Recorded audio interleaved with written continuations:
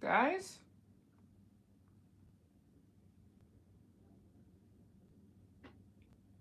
Guys?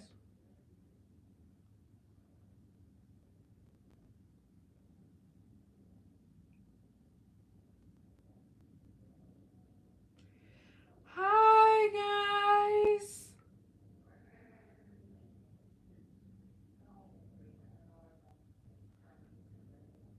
I think we're live.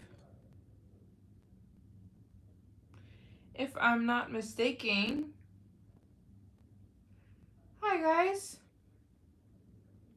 If if you guys can hear me, if you can see me, hi. Can you hit me with a thumbs up emoji so I know everything is okay before I start yapping? Hi. Hi, guys. Oh, hello. Hi, Kenneth. Hi, Cam. Hi, Al Malik. We're live. Awesome. I love it. I was having some technical difficulties. Dirk, hello. I was having some technical difficulties the last couple of days. Hi, T. And thank you. Aw, thank you. Like my shirt. Thanks so much. I love purple. I hope you guys are having, or had, or haven't. For me, had. For you, having a good day. Most of you guys are in the US, so it's the afternoon for you guys. Late afternoon. For me, it's late night. Very late. But yeah, I didn't go live the last, what, 3 days? Um, has it been 3 days? Yeah, we're having some technical difficulties, but I've got it sorted out. And I think we're good. Sorry. So yeah, what we have so much to catch up on, so much been happening in the world. But I'm actually not gonna talk about that because that is not what this channel is about. War stuff. Yeah, we're not gonna talk about that stuff. It's 3 p.m. Thank you very much for people who said they like this color on me. Thank you very much. Oh, thank you very much. Thanks for the compliments, guys. I wish I could return them, but I can't see you guys. I can't really see you. So, yeah, we are going to do what we usually do. We're going to talk maybe 2 or 3 hours about all sorts of things. And we are simultaneously fundraising. You know, your girl's on a mission to visit every country in the world. Oh, thank you. Thank you so much. You like my earrings?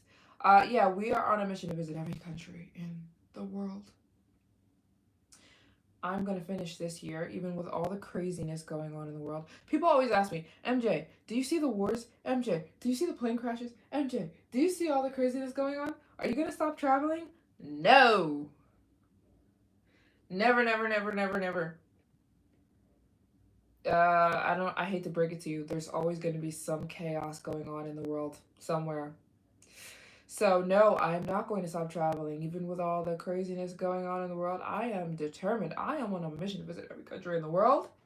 And I want to finish in June of next year. So this year I'm finishing Africa. Africa has 42 more countries.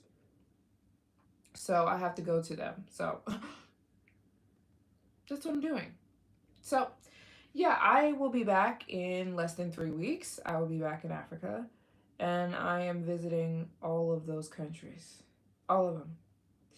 So, yeah, full steam ahead. No, nothing stopping me, and people can say all the stuff they want to say. I don't care. MJ, planes are crashing. No, they're not. But okay, you know. Anyways, don't want to mitigate the plane accidents. They're horrible. They're tragic. But I mean, we live on Earth. Disaster happens. Oh, you like my Paris vlogs? Thank you so much. That was in dedication to the people who come on here and say they like my Paris vlogs, because I didn't think people cared about my Paris vlogs, to be honest. So didn't do them. We got an alert today for the first time. I've never had that before. Um, Today they told us to stay inside of our hotel after 11 p.m. Here in Paris, there have been like a lot of fights breaking out between people, which is crazy. Like, there has been a lot of stabbing, and people are fighting each other. Um, I don't know if it's heat. No, I think people are arguing over the war stuff. Either somebody's on the Middle Eastern side or somebody's on the Israeli side. And a lot of people are getting into arguments that are ending in physical altercations.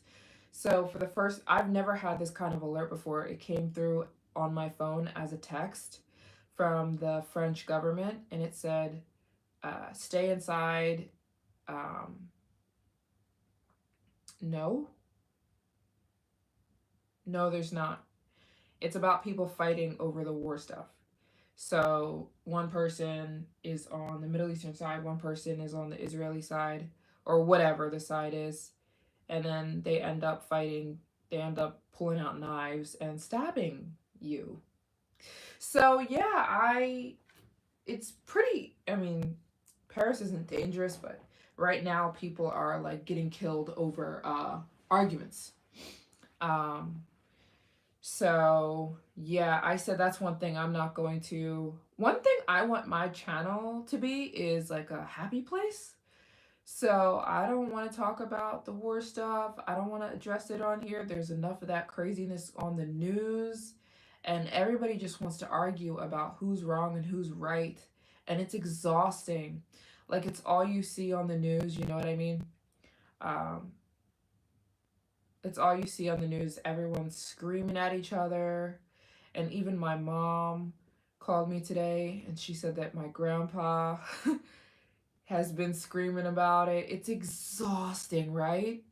And I said, no, that's not what my channel is ever going to be about. There's always going to be some conflict. I'm never going to be on here like, this side is so wrong and this side. No, no, no, no, no, no, no, no, no, no, no. This is a happy place. So, anyways, just want to talk about that. Um, Wait, Africa is. She's just kidding. Huh? Africa's not a country. Huh? Yeah, so. Yeah, I hope this to be like a little fun place on the internet. Hi, Lima! Yeah, I haven't talked to my people in a few days, but it's all sorted out. You know what I've noticed about Paris is like certain places don't have good Wi Fi and they don't want it. Like, Paris is like bougie. And they pride themselves in not being modern. So there's a lot of places that don't really have very good Wi-Fi as far as hotels. So I got my own Wi-Fi. Now we're good to go. I bought like portable Wi-Fi, so we should be good. Jason's here. So yeah, we're gonna talk. We're gonna do what we usually do, and we're simultaneously fundraising. I'll literally be back in Africa in less than 3 weeks. And I'm visiting 42 more countries this year. We're gonna see if I can do it in a straight shot. We're gonna see. I would love to do it in a straight shot where I just go back to Africa and I just keep hitting the next country. But if I get tired again, I'll take one more break. Um, but I'm going back to visit all 42 countries. If you don't know what I'm doing, I'm on a mission to visit every single country in the world. This year, I'm conquering Africa. Africa has 54 countries. I've been to 12. I'm heading back in 2 weeks to finish the other 42 countries. Hmm? So I need to finish East Africa, Central Africa, Southern Africa. Well, I need to finish the whole thing. Yeah. So that's what I'm doing. And so by December of 2025, I will have finished this whole continent right there. So that next year I can finish the whole world and we can close this chapter. um, so yeah, I'm simultaneously fundraising. Today's live stream. Last week we tried to raise 1,500. We came really close. We didn't raise it, but I think we can this week. I think we can. It's a brand new week, and I think we can do it. So I'm trying to raise one. Can you even see this? Sorry, it's like behind me. It's like social media is trying to make sure, make us care, but it's not. We're stabbing people. Oh my gosh.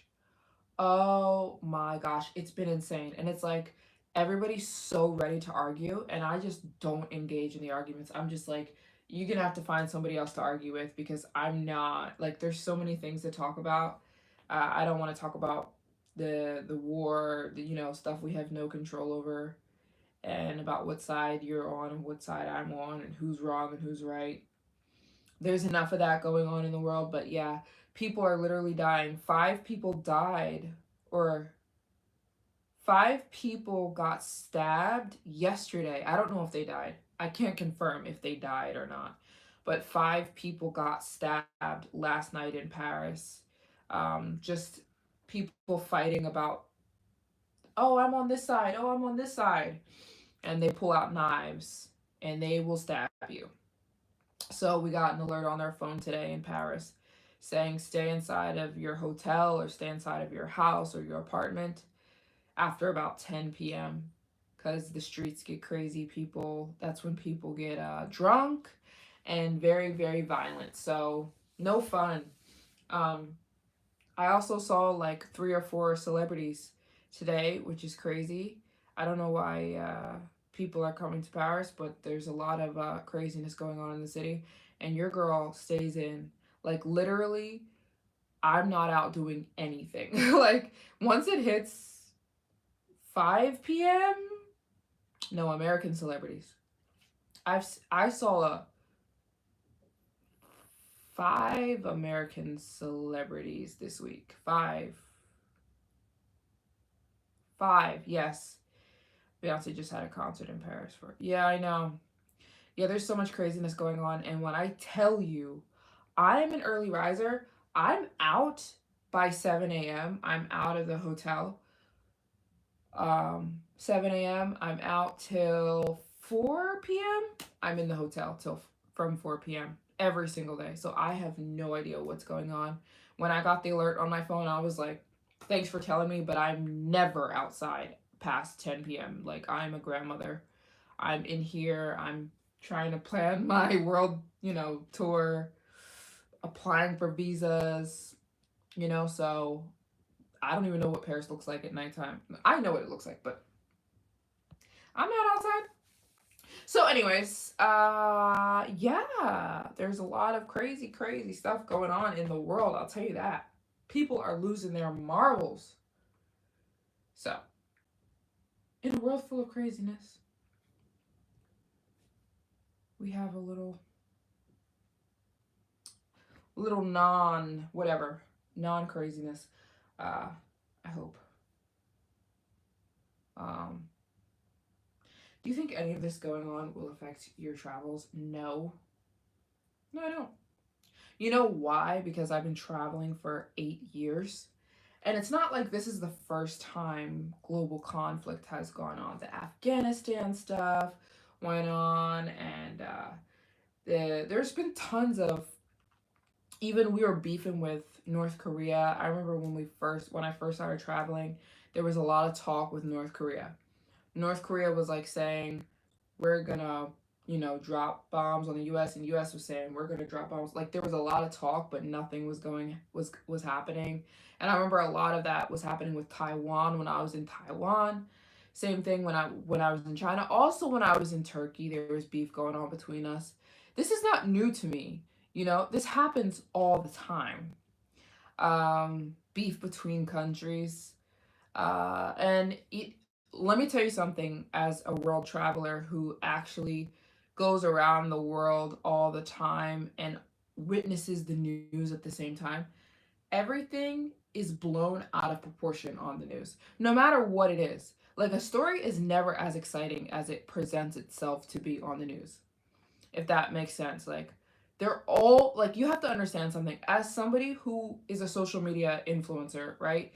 I am somebody who gets paid, right, from people watching me, right? You have to understand the news is that times a billion, right? They get paid when you watch. So their whole goal is to get your attention and to keep it. That's their job. Um, so you have to understand, when you're putting something on the internet or on the news or on any sort of media, it's for clicks.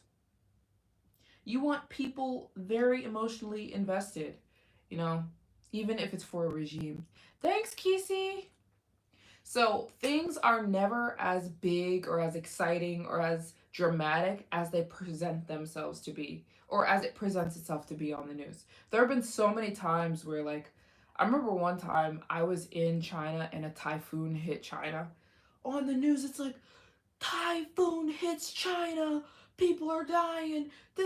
I remember I was literally in China with my sister. We were literally in the epicenter of the typhoon, and nothing, like, it was literally like wind and rain.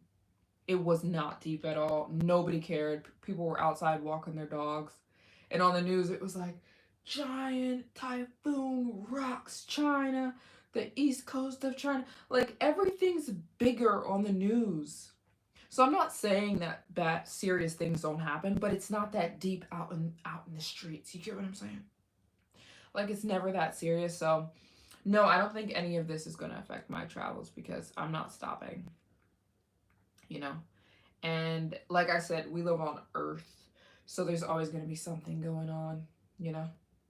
Something, somewhere, somehow, some way, someone. There's going to be something going on. But anyways, I digress. Uh, Everything's going to be okay. It always works itself out, and God is in control. That's where I get my peace. God is in control. I literally was smiling the other day, which is crazy. I was checking out. You guys know I change hotels like every 3 or 4 days. I was in one hotel and I was checking out, and I had a big smile on my face. Like, I was cheesing, because the reason I was smiling is because I was listening to one of my favorite songs. It was a gospel song. And the lady at the hotel, it was the day that all the war stuff started to pop off. And the lady at the hotel was looking at me like, "Why are you smiling? Don't you know what's going on in the news?" And I'm looking at her like, "Girl." I said, "Listen, I'm a Christian. My happiness doesn't come from the news or what's happening on the news. Like, it's just not there. Like, there's always gonna be something. There's always gonna be somebody arguing. You know what I'm saying? We're human beings. We love to argue. If there's one thing I've learned about humans, we love to argue. We love to tussle. We love to throw stones, and so I know what the earth is like. I'm not surprised when countries war with each other. That countries are just people, right? They're just full of people. We are humans. So a country is just, that's why I always say I'm not afraid to travel to anywhere, because everywhere we're all just people. We're just human beings, right? And so I'm not afraid of people. They're just people. So anyways, yeah, and what is me going to be what is that going to change anything, right? I was listening to my music. It was one of my favorite gospel songs. And I was chilling, and she's like, "Why are you smiling? You don't see what's going on in the news?" I'm like, "Girl, what, people fighting? There's always people fighting somewhere." So, anyways, yes, I did not explain this today. I'm explaining. Okay. Boom! Anybody miss the poster? We didn't have the poster last time. No. Well, she's back. The poster is back, baby. I painted this earth, even though I ran out of black paint. But yes, we're fundraising today. We have a goal of raising 1K. We didn't reach it last week. I think we can reach it this week. I'm raising, you can't even see it, but it says 1K for my every country goal. I will be back in Africa in less than 3 weeks. I'm visiting 42 countries. 42 countries. It's very expensive to visit. So I've been fundraising in between, planning my travels in between, visas, flights, all that, accommodation, right? It's gonna cost me about $300,000. So what does she do? She fundraises. We fundraise. That's what we're doing. So if anyone can, I know not everyone can. Those who can, those who want to, it would be so appreciated.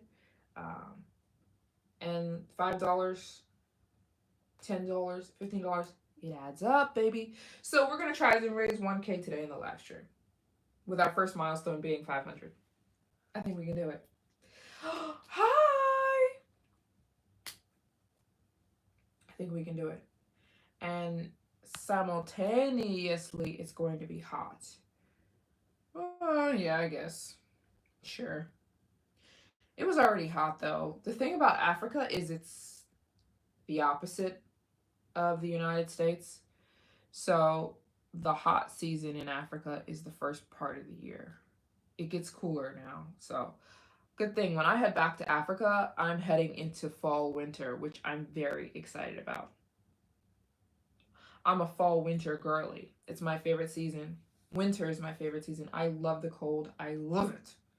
So yeah, most of Africa is heading into winter right now. So I love that for me. I love that for us. Yeah, I'm not into the heat. It is burning hot in Paris right now. Even though early in the morning it's not that hot. During the day it gets hot. Like I was riding the bike the other day. If you guys see me on that bike, I'm crazy. Like there's something wrong with me. I have to go like 100 miles an hour on the bike. Well, anyways, I rode the bike like 3 hours yesterday and I got off and I literally thought I was going to pass out because I was so tired and dehydrated and exhausted. But I don't know why I did that to myself. Sheesh! It's almost 100 degrees. Yeah, it's not that hot here. Yeah. Yeah, I don't like those temperatures. Thank you, Kesey. I am you know what? Someone said this in the last live stream. They're like, sometimes being discouraged can set you up for being encouraged, and I feel that way. Like some people don't use things correctly. I think you can use discouragement to your advantage. You can level up from discouragement. Like 3 weeks ago, I was extremely discouraged. I was so tired and upset and angry and exhausted and um, all the things. And I'm none of those things now. I'm ready to go, baby. What are we doing? I'm ready. I'm ready. I'm ready to do it. I don't care. But MJ, you see the war? You see the plane crashes? I don't care. No, it's not that I don't care. I'm saying that it's not going to. What am I supposed to do about those things? No, I can't do anything about that. But I know one thing. I'm on a mission to visit every country in the world, and I'm not stopping. So if something happens to me, something happens to me. Because I'm going. You know what I'm saying? Imagine if I stayed in the house in the corner waiting for the world to be at peace. I would never get anything done. You know? And that's for anybody. It's for anybody doing anything. You know? So you listen. So yeah, I'm full steam ahead. There's a lot of things that are still extremely challenging for me. For example, being alone in the world is not easy. It's not like um Yeah, yeah, baby, it's go time. That's what I'm saying, Kesey. It's time to rock and roll. And here's the deal. I think, listen, stay with me, guys, stay with me. I think at the day and age we live in, it takes tenacity to be successful and have a life you actually want to enjoy. Thank you so much. I'm talking to you. I think in 2025, the life you want to live, success doesn't just mean, success means like you fulfill what you want to do in life. Some people want to be a mother and be a stay-at-home mom and just take care of their kids and their husband. That is success if you achieve that. You know what I'm saying? Like, success doesn't have to look like one thing, you know? Um, yeah, you can't let people break you too. That's been my biggest thing lately. You absolutely cannot, because people will try. Like I said, we live on Earth with human beings. And if you haven't noticed, humans, we can be something else. We can be extremely rude and discouraging, and especially if we're not happy in life, we can project that onto other people. So you can never let people discourage you. I mean, it's just, you can't. Everyone told not to bring up Steve Jobs, but he went to so many people asking him about Apple, and they all told him it was the stupidest idea he'd ever come up with, and it was never going to take off, and that it was going to be a waste of his money and time. And look at it, look at Apple now. So people just have no idea, you know what I'm saying? People have no idea. And all of his school teachers told him that he was going to be an idiot, and he was going to end up homeless and broke. And look at, I mean, he's dead, unfortunately, but everyone, he had no idea what Apple would turn into.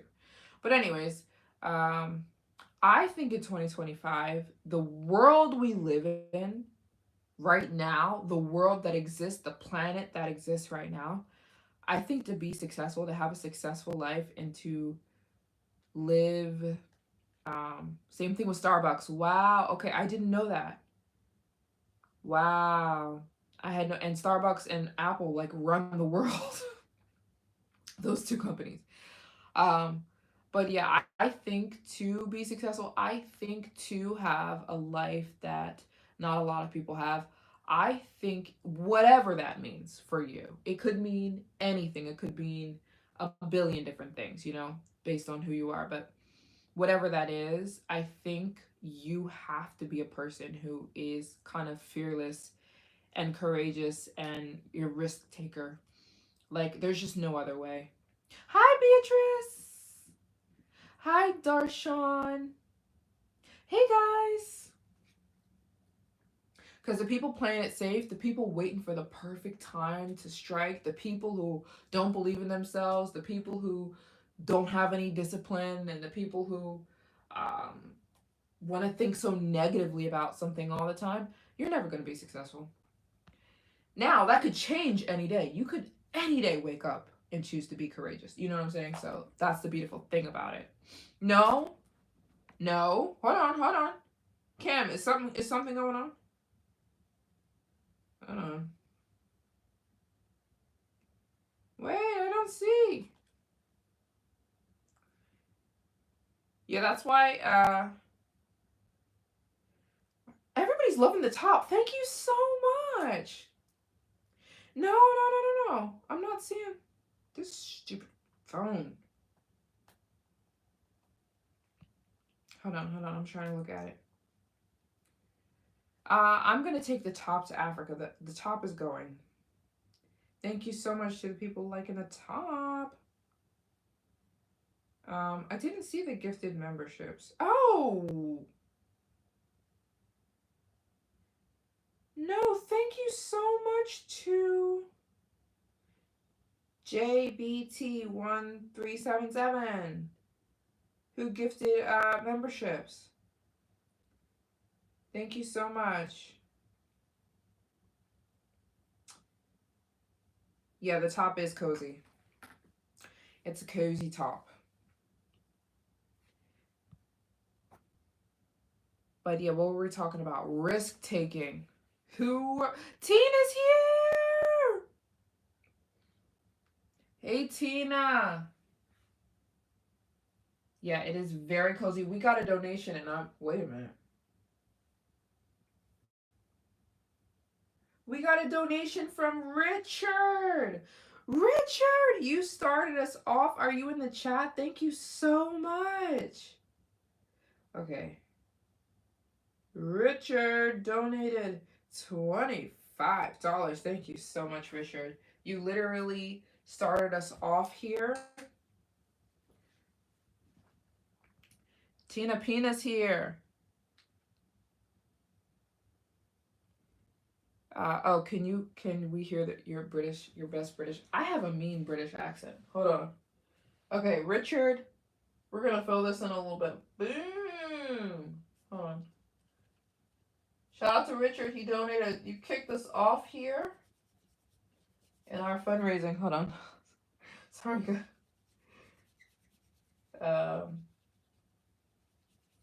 Boom. Richard, thank you so much. Okay, boom. There we go. We're moving. Yeah. Oh, you want to hear my British accent? I have a mean British accent.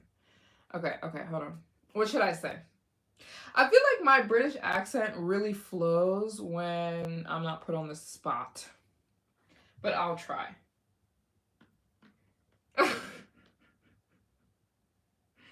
Once I'm put on the spot, I can't do it. But you know what? What should I say? Who asked me for the British accent?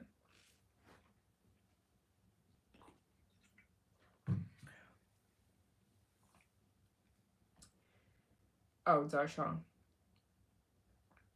Okay. What should I say? I don't know what to say. Oh, what do they say? They talk about tea and crumpets and stuff, right? And peas and don't they eat peas? I feel like British people love peas. I hate peas. Like who eats peas? Darshan. Right. I asked, did you guys follow me on Instagram? Because I just resurrected my Instagram from the dead.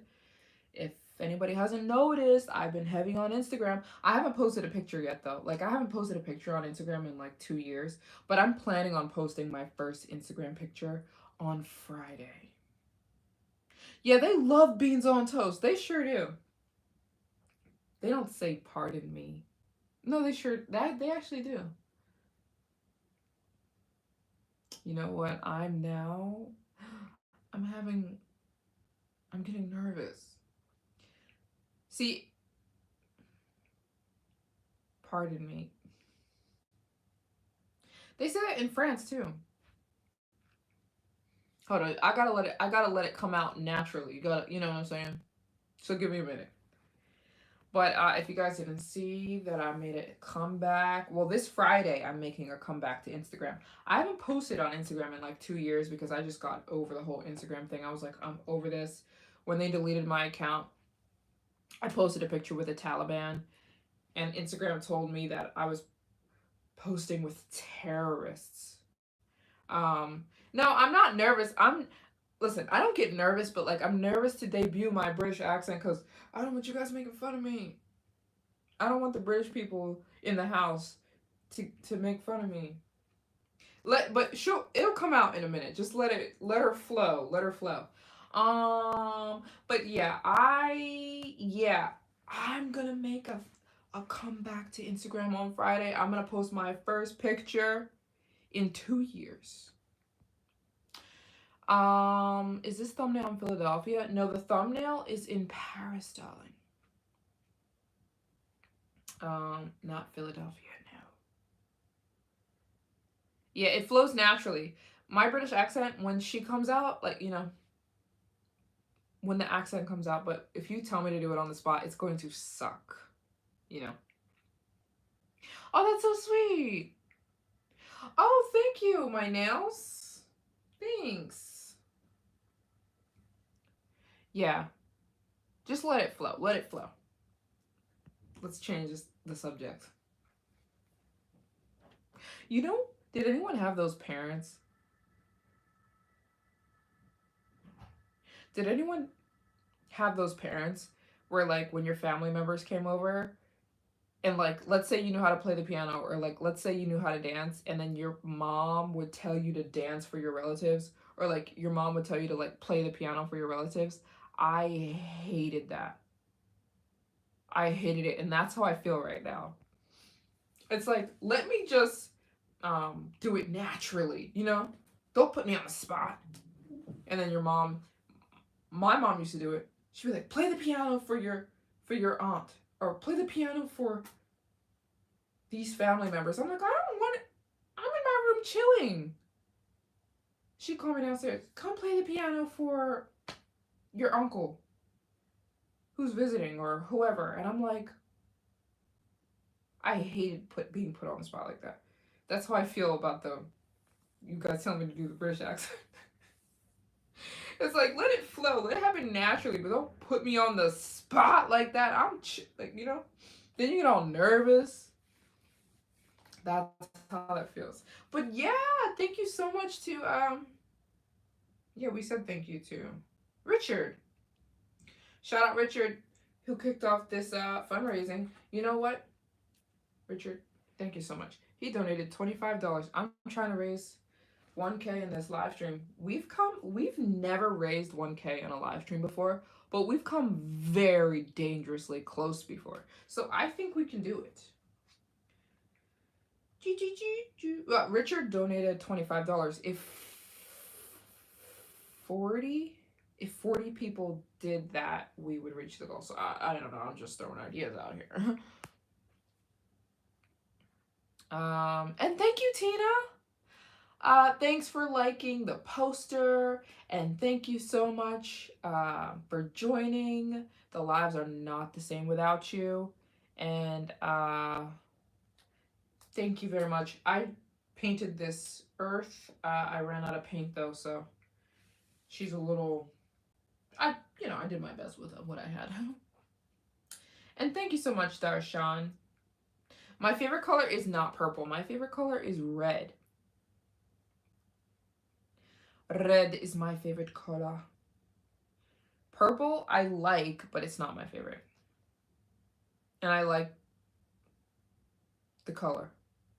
Lilac. Is this purple? It's not purple. I think it's like lilac. I like the color lilac, but red is my favorite, is my jam. I would wear red every day if it were easier to find red clothes every day. No, I'm not keeping up with the elections. What's going on with the elections in New York City? I do speak French. I do speak Japanese. I speak Japanese fluently. I don't speak French fluently. I know very basic French. Extremely basic French. Thank you so much. You guys are being so sweet. Thank you so much. The top was a good choice. I'm learning. Primary elections for the next mayor. Okay. I haven't been keeping up with that all. Hi, Bama girl. Thanks, guys, for the compliments on the top. I need to buy some more purple. It looks like I need to buy some more purple. Yeah, I don't really have a lot of purple, but we're gonna get some. Yeah, I feel like I wear neutral colors all the time: black, white, brown, green, because those are my safety colors, and they go with everything, and it makes me feel really comfortable. But once in a while, you gotta pop out with a little lilac. More purple. Okay, I'm gonna look for some more purple, for sure. Or pink. No, pink doesn't look as good on my skin color. But yes. Yeah, I haven't heard anything about the elections in NYC. Like I said, I'm so not up to. How's the weather where you are? It is burning hot in Paris. burning hot. Also, I seen the soft launch and also use purple. Yes, Jay. I've been inching back into Instagram. I hope you guys are following me. I haven't posted a picture or a reel yet, but I'm going to this week. I'm going to post my first Instagram picture in like 2 years. To be honest, I don't care about Instagram, but like I'm starting to care more and more every day. And like there's just certain people who are like on Instagram way more than they're on YouTube, you know? And so I want to reach those people too with my posts and my content. Um and also I like it's not as YouTube is a little bit more intentional. Instagram you can just throw up, you know, a post. It's less thought. So I am trying to get back in Instagram. I am looking for a photographer actually. I think I found one on Thursday so I can post a picture on Friday. Or pictures. Also been selling. Thank you so much for the compliments on the purple. Maybe after Africa. Oh, my luggage is always light. My luggage is well, it hasn't been light, but not because of clothes. I don't own very many clothes. I have like I love YouTube better too. 5 pants, 10. I actually just bought new clothes because when I came to Paris, I only owned 3 shirts and 2 pairs of pants. I gave all of my clothes away when I was in Zambia. Literally, I gave away everything besides 2 shirts and 2 pairs of pants. I gave away everything. So when I got to Paris, I only had about 3 shirts and 2 pairs of pants. Now I have maybe 15 shirts, which is a lot for me. But they're not heavy shirts, you know. They're not heavy. The pants are heavier, so I'm thinking about getting rid of some of the pants already. The constant traveling, you learn how to live on less. And I like it that way. I don't want to own a lot of stuff because I don't have the space. You know, I'm traveling nonstop. So until I finish this goal, so I have to be very, very specific, but with what I own. But I have room for more clothes. Like, what are your thoughts on dual citizenship? I'm thinking about living in Canada. You're thinking about living in Canada? That's interesting. I think dual citizenship is cool. I think it's cool. Um, Maybe one day I'll be dual citizen, but maybe not. Uh, I'm, you know what's funny? So many people have said, Maryjane, did I see you on TV in Japan? It is so funny. Yeah, I am on a TV show in Japan, but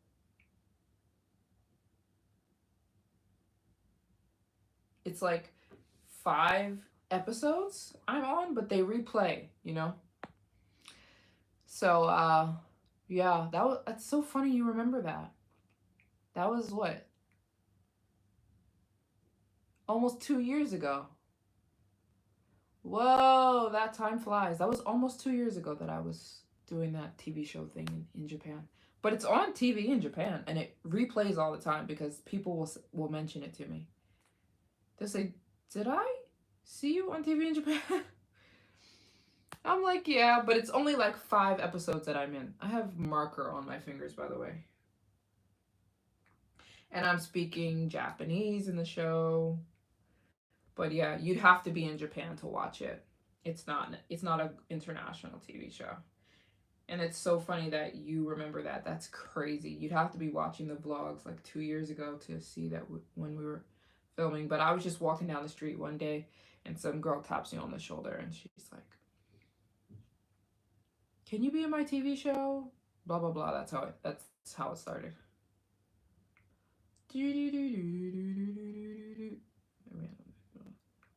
But yeah, I that's interesting that you want to move to Canada. I feel like all the Canadians want to leave. Well, I guess not all of them, but a lot of them. Uh, what kind of TV show? How do I explain Japanese TV shows? Kind of like a drama, kind of like a fake reality drama situation, but it's completely in Japanese and it's not airing and it's yeah, I'm pretty sure maybe it's probably still playing on certain TV. Yeah, because people say to me that the episodes still air, which is really really really funny.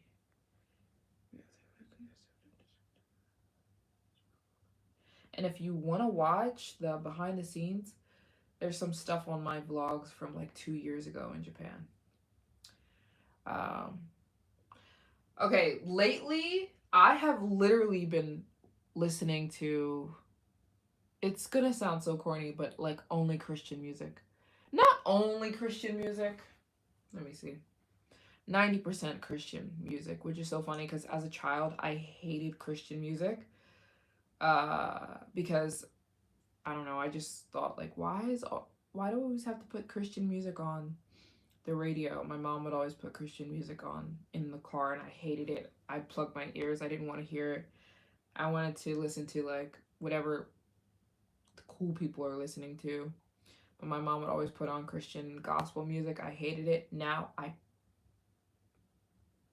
love it. And it's usually what I'm listening to during the day. If not, I am listening to, yeah, for real. Like if you look at my phone, it's all gospel music. I'm not even joking. My whole phone is gospel music. I love Fred Hammond. I love Jesus Image. I love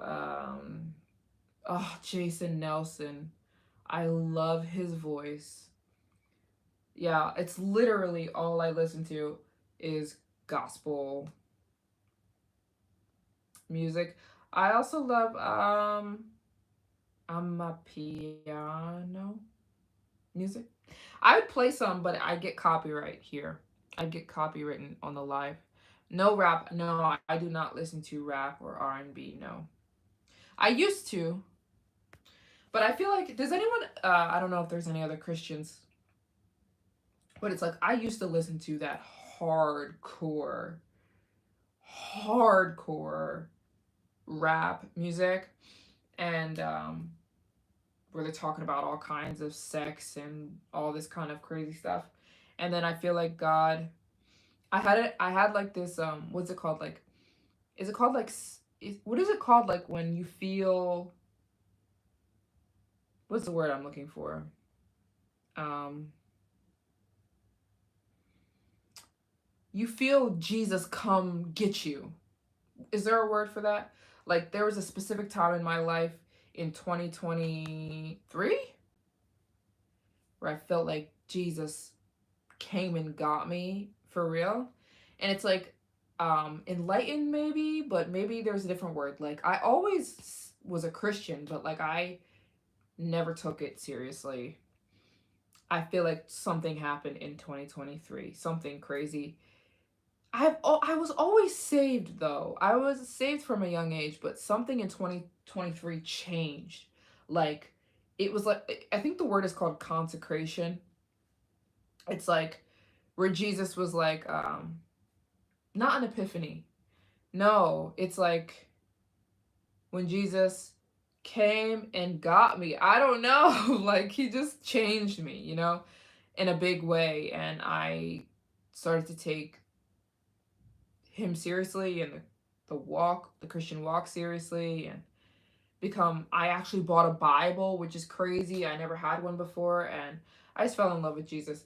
And it's just like after that, I felt like I wanted to give up everything that I was doing wrong because I just was like so madly in love with Jesus. So that's when I started to change the way I dressed. I used to dress so raunchy.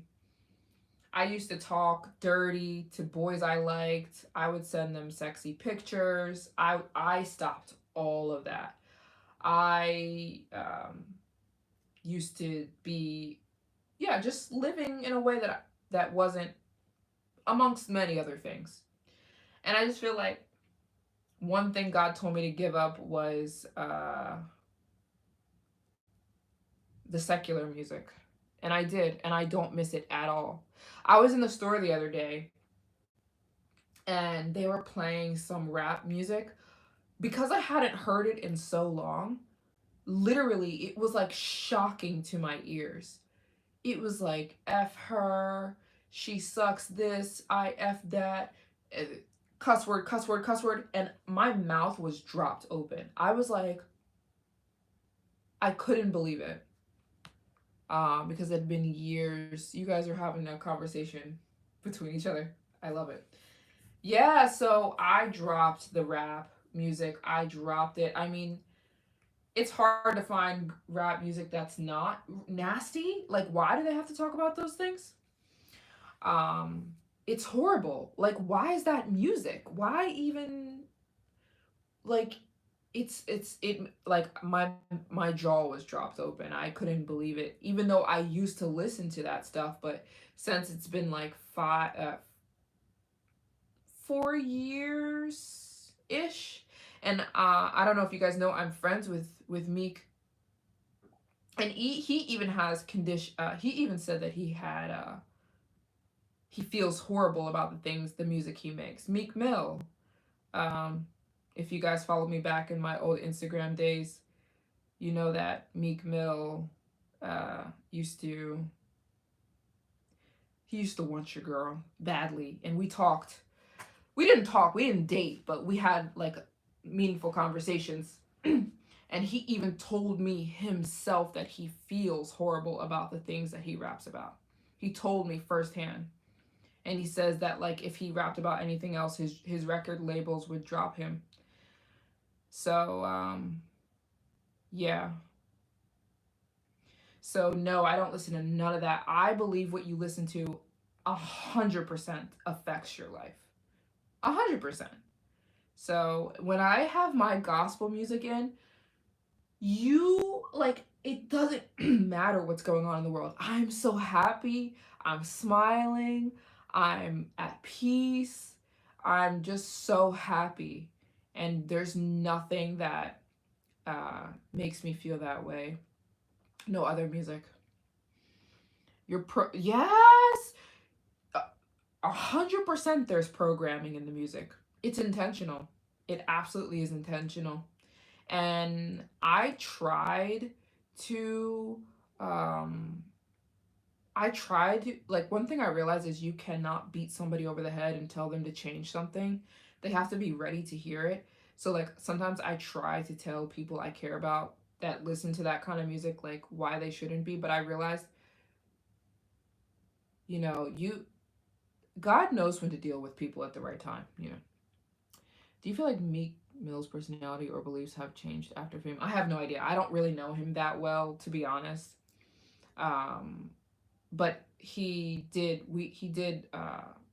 you know, ask me out, and we had maybe five conversations, maybe if five conversations. So I don't know him on a personal level, and this was back in 2022. So it's been years since I've talked to him, but he said it to me himself because I talked to him about it. I said, "Why does your music have to be so nasty?" And he's like, "Honestly, I don't like it either." He's like, "It makes me feel horrible, and I know the effect that it has on the young generation." And he said, "But honestly, I have to rap about that stuff. They won't accept me rapping about anything else. But I don't know him personally. I don't know anything about him and what he's got going on or what he's done in his life. I don't know anything. I just know that one conversation. Um, why are you asking me about Meek Mill? Please stop asking me about him. I don't know him. I don't know him. I had 5 conversations with some. Me and you have had more conversations than him and I. It was one thing he said. Now you guys are asking me questions about his personal life. I don't know why. I don't know him. I've never.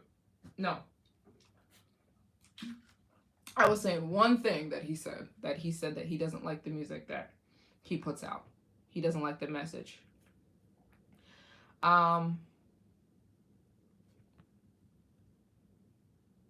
Hi, and who's saying Diddy?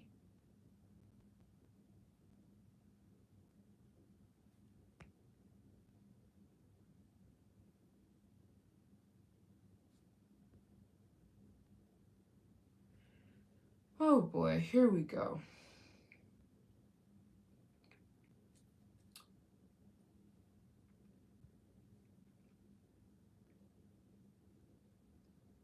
I thought for fundraising. Okay. I thought counseling calls. I was offering for people last thank you for your comment. The British accent is coming. What was I saying? Yeah, the counseling calls are something that I was offering a couple live streams ago. I was saying for people who donated anything over $100, that we could have a one-on-one conversation, and it kind of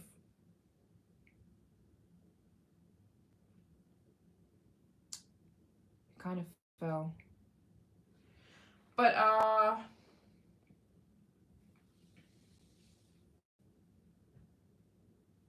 you're still talking about. We've moved on, Kesey. We've moved on from that topic.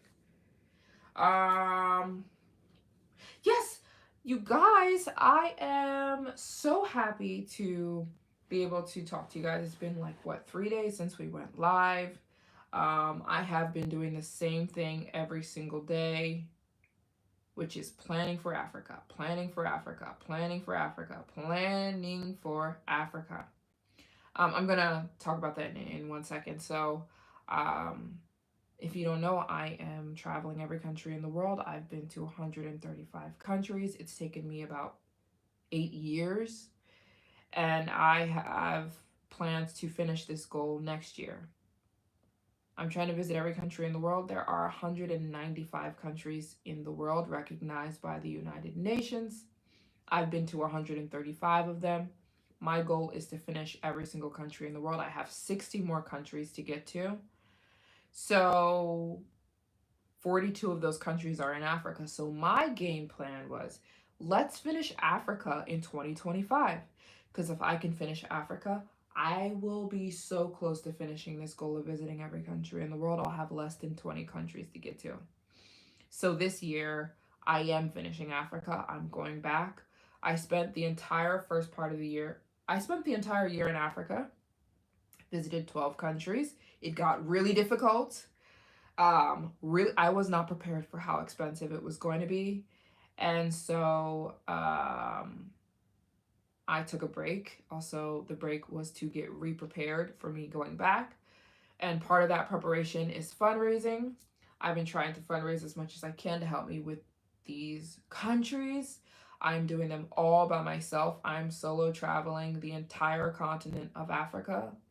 All 54 countries I'm going to by myself. So, yes, I've been fundraising even though I'm sitting in front of the board. Today's goal is to raise 1K. The person who's donated so far is Richard. Thank you so much, Richard. If you're in the chat, he donated $25. Thank you so much. If you want to help me with this goal, you can donate any amount, 5 or 25. It all adds up, and if 40 people donated 25, we'd reach this goal today. So I think we can do it. We've never raised 1,000 in a live stream before. but we've come dangerously close. So I'm hopeful. I think we can raise this. Like I said, that's 40 people donating 25 or 80 people donating. I don't know. Everything helps. We're going to see if we can reach it. We've already raised 25 from Richard, and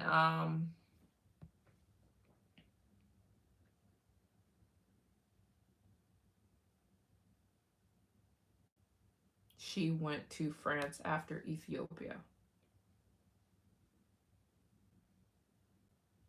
Is that a question?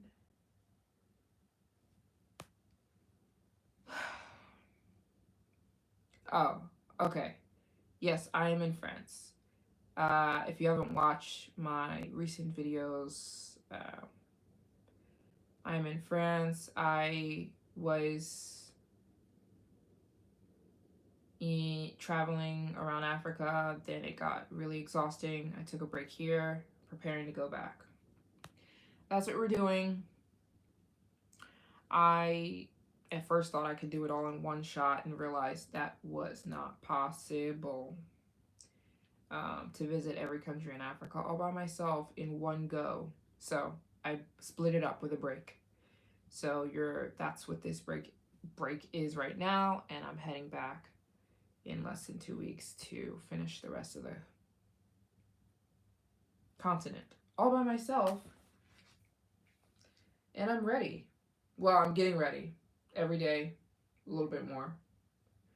Every day there's another visa I gotta apply for, another vaccination, another flight. So yeah, there's something like 42 more flights I'm gonna be on this year. So that's what a lot of the fundraising is for. Something like $30,000 that I'm gonna be spending on flights this year. So flights alone. So and flights are going up. Has anybody realized that? The flight prices? Oh, they've been going up. But anyways, it's all right. We're gonna figure this baby out. Thank you so much, Tina. Thank you very much. I love the encouraging words, and I think so too. Yeah, I don't know if you saw my video. Was it 2 weeks ago? I got extremely discouraged. I don't know what got to me, but I was just losing my mind, having a freak out about this goal and thinking that it wasn't going to happen. Too expensive, too hard, too tiring. I was tired of getting food poisoning. Oh, thank you so much, JT JBT1377 for the super chat. Thanks so much. And you donated memberships. Thank you so much. I'm so grateful. Jazz is here. Hi, Jazz. And shout out to JBT1377. Thank you so much. Thanks, guys. I'm so grateful. I'm doing very good today. How are you doing today? I woke up and the sun was shining. It was really shining because it's hot in Paris, but if you go out early, it's not that hot, which is what I always do. I'm an early bird. I love going out early and being back before it gets too late. I'm in my hotel from 4 p.m. usually, and I'm good. I'm good. I don't need to go back out. But yeah, it's hot today. Really hot. Heat wave going on. Hey, we're either too hot or we're too cold, right? Trying to appreciate the and I just feel like my hair, oh my gosh, like in this weather has been looking so frizzy. Yeah, thank God. Glad the sun is out. Was so sick of the rain. Yeah. Hey, if humans were always complaining about something, it's either too rainy, it's too snowy, it's too hot, it's too cold. Like,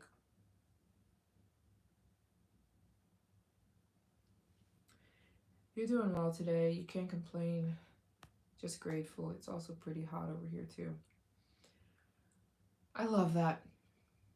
Right. Just grateful. What a concept that none of us usually grasp. But yeah, man, it's hot these days. Um but it's nothing I can't handle, and honestly, it's been hot. Like, I spent most of the year in Africa, and it was hot most of the time. I'm trying to think. Yeah, it was hot visiting those tribes. It was hot in Namibia. It was hot.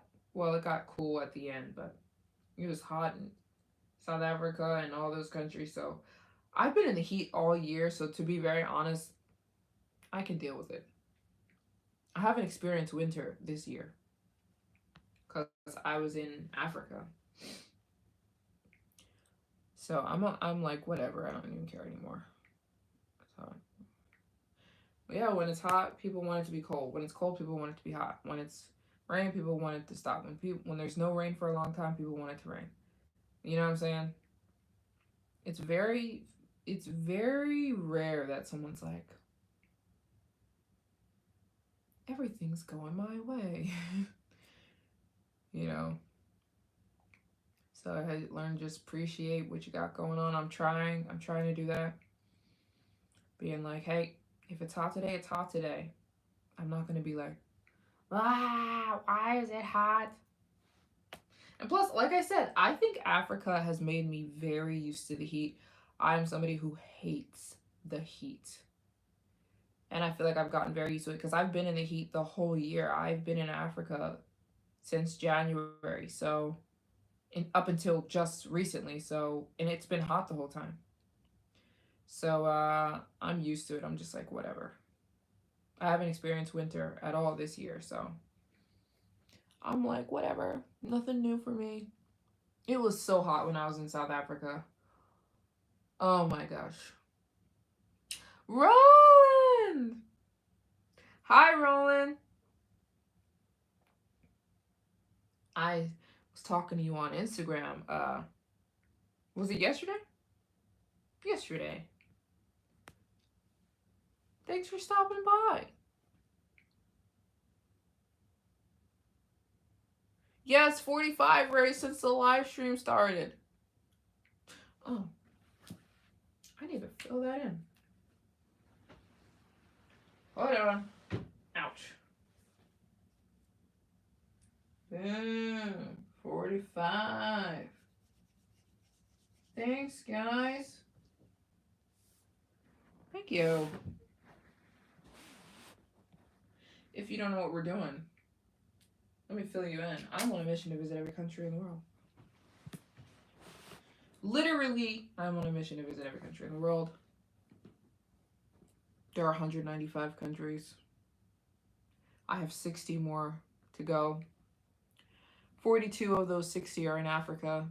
I'm going back to Africa to finish all of those countries. All by myself. I'm solo traveling the entire continent. So, I've done 12 countries in Africa. I have 42 more to get to. This year, I'll be back in less than 3 weeks to go back and finish. So, uh-oh. I started yawning just thinking about that. It's going to be tiring, but that's why I'm resting right now. So, yes, I'm going back. I'm going to visit all the countries there. I have 42 to get to. And the good thing is that a lot of the countries are tiny. So, thanks so much, Tina. Yeah, a lot of the countries are tiny, so I won't be spending a lot of time in every single country. I'll spend a lot of time in, oh, we just had a donation. Jazz! Jasmine, thank you so much. I'm replying a heart to you. Thank you so much again. I know. That's why I can do it. Jasmine, you are just an angel. Thank you so much, sister. Jazz just donated again. She donated before last week. $5. That is just so sweet. Thank you so much, Jazz. Thank you for caring. So 50, we've raised $50.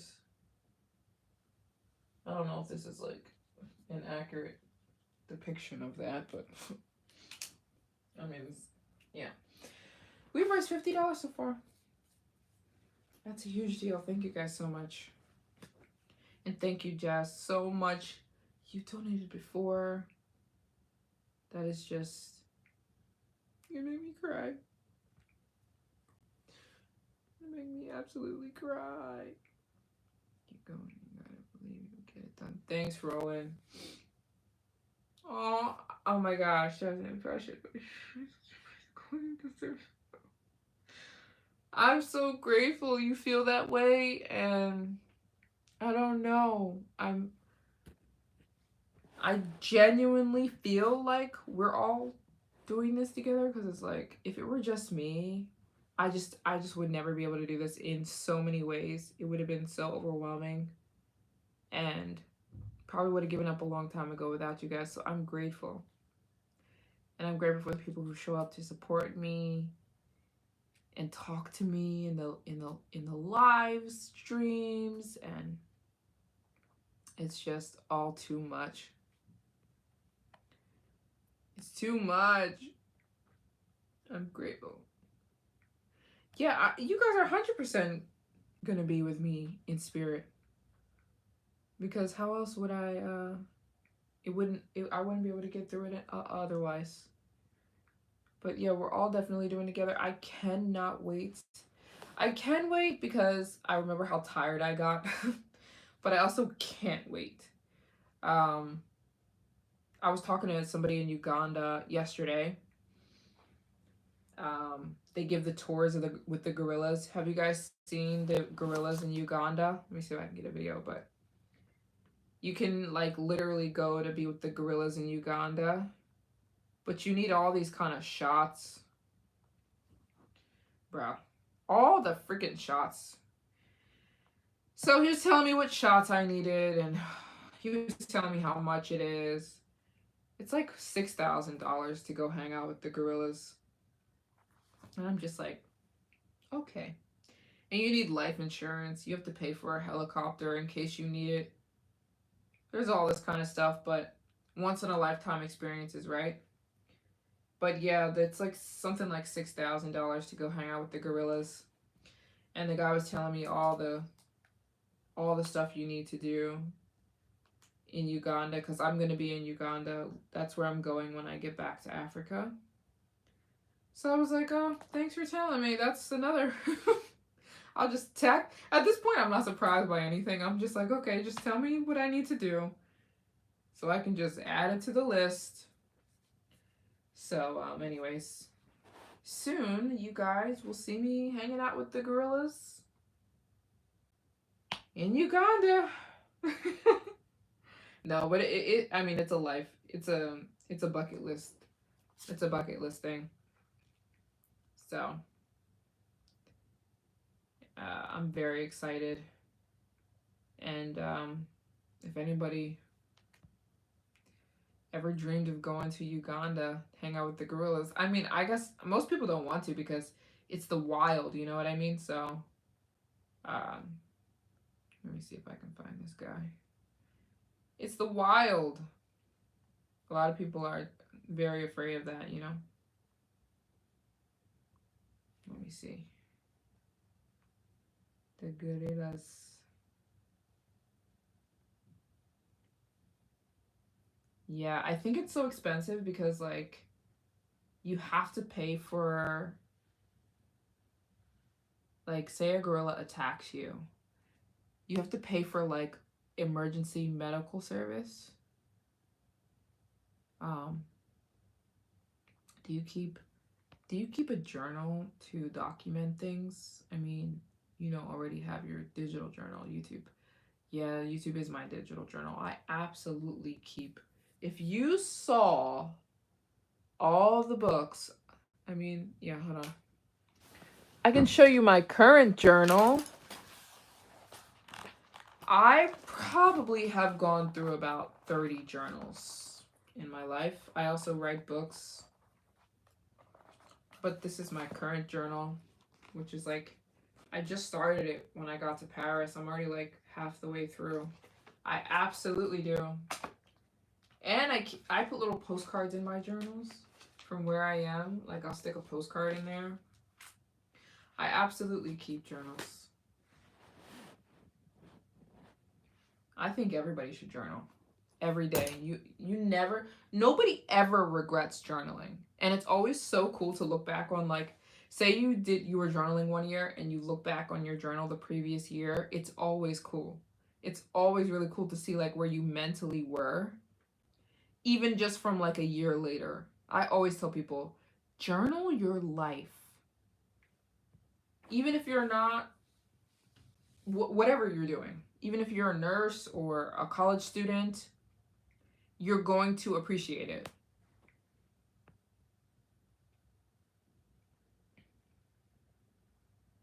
I think it's great. I wanted to ask if you had been to Uganda. Yeah, I have. I've been to Uganda, but it was literally, I was there for 2 seconds.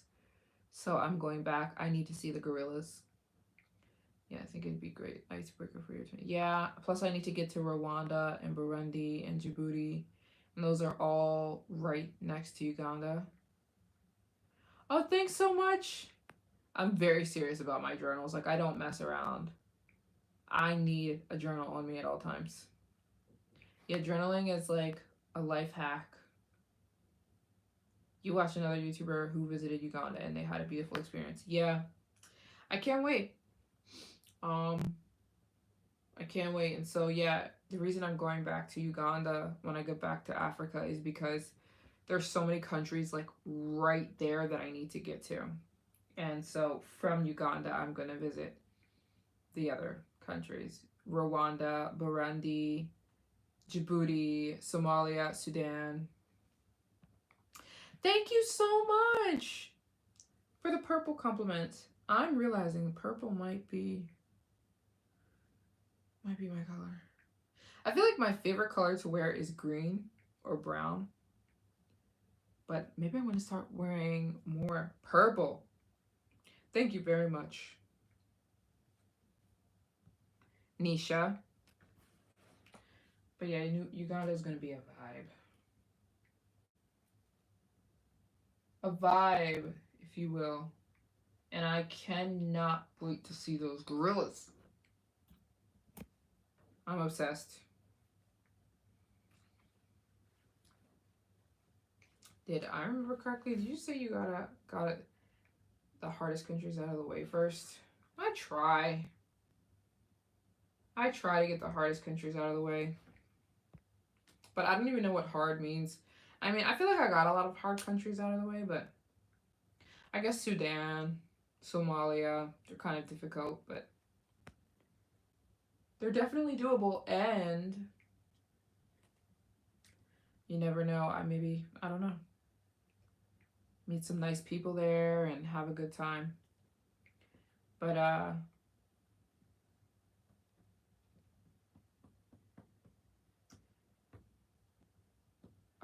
yeah. What is the most nerve-wracking but best experience you've ever had while traveling? Nerve-wracking? I would say every time they shut my cards down. That's extremely nerve-wracking, where you're left in a country and you have no access to money. That has happened several times. Those are extremely nerve-wracking. It's happened to me in Bali. It happened to me in Namibia. It's happened to me in China. Um, what else? Nerve-wracking. Food poisoning. I am so done with food poisoning. I'm so done with it, to the point where like I don't even want, like, part of me doesn't even want to try local foods anymore because I'm so tired of food poisoning. I literally want to travel with my own Greek yogurt. I'm one of those people who can eat the same thing every day, and no, not can. I do eat the same things every day, and I love eating the same thing every day. I'm in love with my Greek yogurt and my eggs and my matcha. I'll keep it there. I don't need to be trying all these crazy street foods and all these crazy local foods. Not that they're crazy, but like if my stomach is not adapted to a country, that means like it's going to, right? Thanks so much, Tina, and thanks to the donators. Hold on, I have to sneeze. The sneeze is coming. It's coming. It's coming. Wait, wait. Never mind. I thought a sneeze was coming. I think it's not the case. But yes, I am done with food poisoning. I got food poisoning twice when I was in Ethiopia, and I said, you know what? I'm done. I'm eating eggs. I'm gonna go ask the hotel, whatever hotel I'm staying in, can you cook me eggs? And that's all I want. And I don't know, basic stuff. But those are also extremely nerve wracking. The food poisoning is, oh my gosh. I'll do anything never to get food poisoning again, even if it means not trying the local foods anymore. I'm glad that I'll travel with crackers and stuff. Philip Travis and Mouse with the round plates. I was wondering how they ate and drank. They were such beautiful people. Yeah. Yeah, they were really cool. Really, really cool. You know what's funny? Like, I didn't want to be rude, but like, I asked them if they knew what the movie Wakanda was, and they had no idea. I'm like, you've never heard of a movie called The Black Panther? And they said, no. I'm like, well, there's a movie called Black Panther, and like, you guys are in it. Well, it wasn't a real tribal people in the movie. But I showed them a clip, and they were like, what the heck? I was like, there's this movie called The Black Panther. And there's people with the lip plate in the Black Panther movie. They're looking at me like, if you don't get out of my face. I know it's American, but I was still wondering if they knew about the existence of Black Panther. They had no idea what Black Panther was. I said, you don't know about superhero movies? I said, do you know what McDonald's is? They said, nope. I said, do you know who Beyonce is? Nope. I said, I love it. I love it. They're really tribal people. So I said, okay, I said, there's a movie called Black Panther. I said, right? In Black Panther, there's one of you guys I don't know if you guys caught that in Black Panther. There's like the lip plate people. They put them in the Black Panther movie, you know? And they were looking at the guy and they were like, because I showed him a clip of because there's a guy with the lip plate in Black Panther. Did you guys catch that? Or am I sounding like a psycho right now? Go watch Black Panther. All I'm saying is there's a lip plate person in the movie. So I showed them. I'm like, do you know this dude? They're looking at me like, girl. I said, you've never heard of Black Panther before? Wakanda? They're like, nope. I said, it's a very popular American superhero movie. And I said, they put one of you lip plate Mercy Tribe people in the movie. So that's the only reason I brought it up, you know. Because there's a Mercy Tribe person in the movie. And I'm like, did you guys authorize them? You know, like, I was curious. Did they come ask you for, like, advice on how to portray a Mercy Tribe? That's why I asked. They were just looking at me like, if this girl doesn't get out of our face. They were not in the mood for me. I don't know if you guys picked up on that in the video, but they were so, like, they were not in the mood for me in my mess.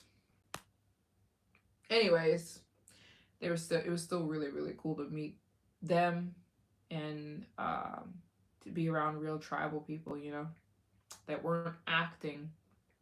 They were real tribal people. And yeah, it was cool.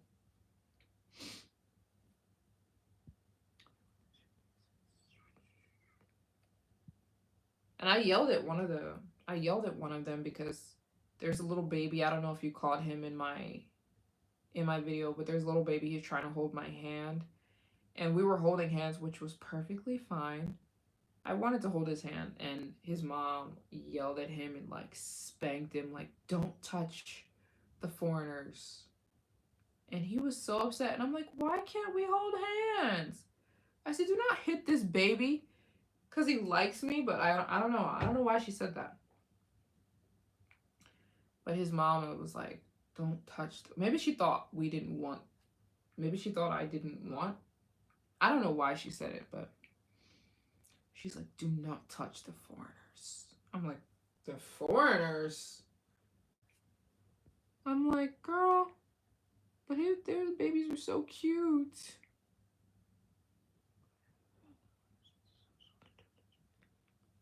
But yeah, I also don't understand how the Mercy tribe people eat. I mean, I understand, but it looks extremely uncomfortable.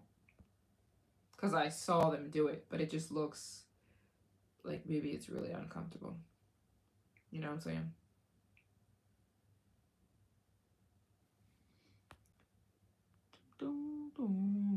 And I also, another question I asked the tribal people is I asked them if they knew what veganism was. They had no idea. I was like, do you know what it means to be vegan? They're like, no. I was like, it's where somebody doesn't eat anything from an animal. They're looking at me like, because all they eat is animal. Goat, cow, sheep. That's it. And sheep's milk. Or worms. The heck? And I'm like, do you know what it means to be vegan? They're like, what are you talking about? I was like, it's like a movement in the Western world where people are like refusing to eat anything from an animal. They were looking at me like, what? Like they didn't even understand. And they're extremely healthy and nobody was fat. I said, do you guys suffer from cancer, diabetes, anything? Nope. They're extremely healthy. And all they eat is meat and milk.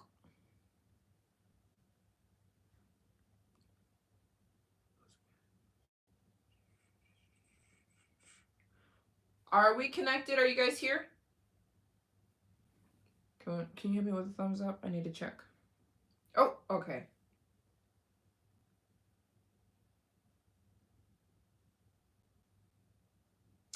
Oh, Tina, stop. You are too sweet. I'm going to take this time to think I've been watching you for years. You have several channels. You know, had the courage to really get them started. Get them started. Get them started. Oh, you're washing the dishes. I love it. Wash the dishes, girl. Don't let me disturb you. Thank you, Donald.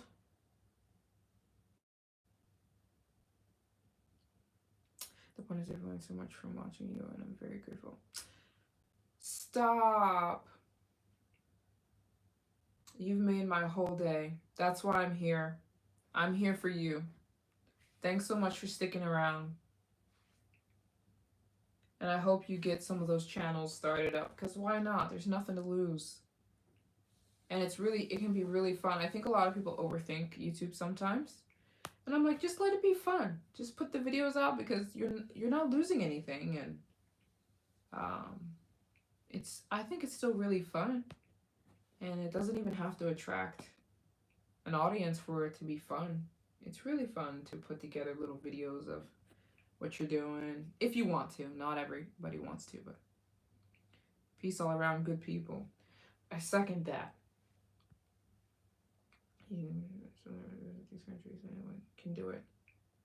Can you please pray for me? Of course I can.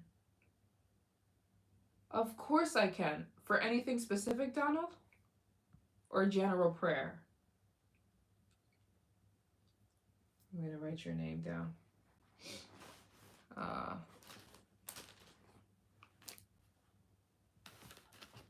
yes, I'm gonna pray for you for something specific. Um, yeah, anybody can do it. I always say that I'm not doing anything special. General, please. I got you, Donald. I'm gonna write it down so I won't forget. Before I go to sleep.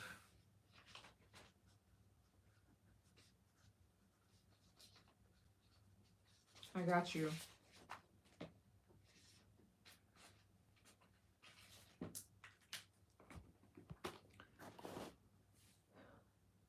No worries. I got you, and I mean it. I will pray for you. And no problem at all. And I really do hope you're working on your prayer game. Prayer is talking to God. But I'm very serious about my prayers, and I take them very seriously. So when I say I'm going to pray for you, I promise I will. Uh, but I always say anybody can do what I'm doing. Too many people psych themselves out. That's in the book I love, The Laws of Human Nature. I love that book. You know why I love The Laws of Human Nature? Because I have a hard time understanding people. I don't know if anybody else feels that way. But like, maybe, I don't know if it's that I have a hard time understanding people or that I just really want to understand people. Like, when somebody does or says something to me, or even if I do or say something, I want to understand why I'm doing it and saying it. You know what I'm saying? Let's talk about it. You're going to make me cry. You are so sweet. That you honestly, that means so much to me. Thank you so much. That means so much to me. Thank you. Truly. Um yeah, definitely there are two types of prayer, but um yeah, I love learning about people. I love learning about humans, why we do what we do, how we do what we do, the way we do what we do, what gives us our personalities and the way we react to things. And so I realized that truly you touched me. I'm so grateful. Thank you so much. Um and I hope to only do more and do better. Um The Laws of Human Nature. Where is it? I have it in here somewhere. But it's a big dude. It's a big book, and it just breaks down humans in a way that I'm just like, thank you. Because sometimes you'll have an encounter with somebody and you'll take it personal, but you don't realize that like people we have like humans we have behaviors that have nothing to do with anybody else. um we are like programmed from like age 6. We're almost fully programmed by time we're 6, and it's like we are now acting in the world based off of our programming that happens from our childhood, our parents, our bloodline. Yes, you can be born with certain traits in your blood.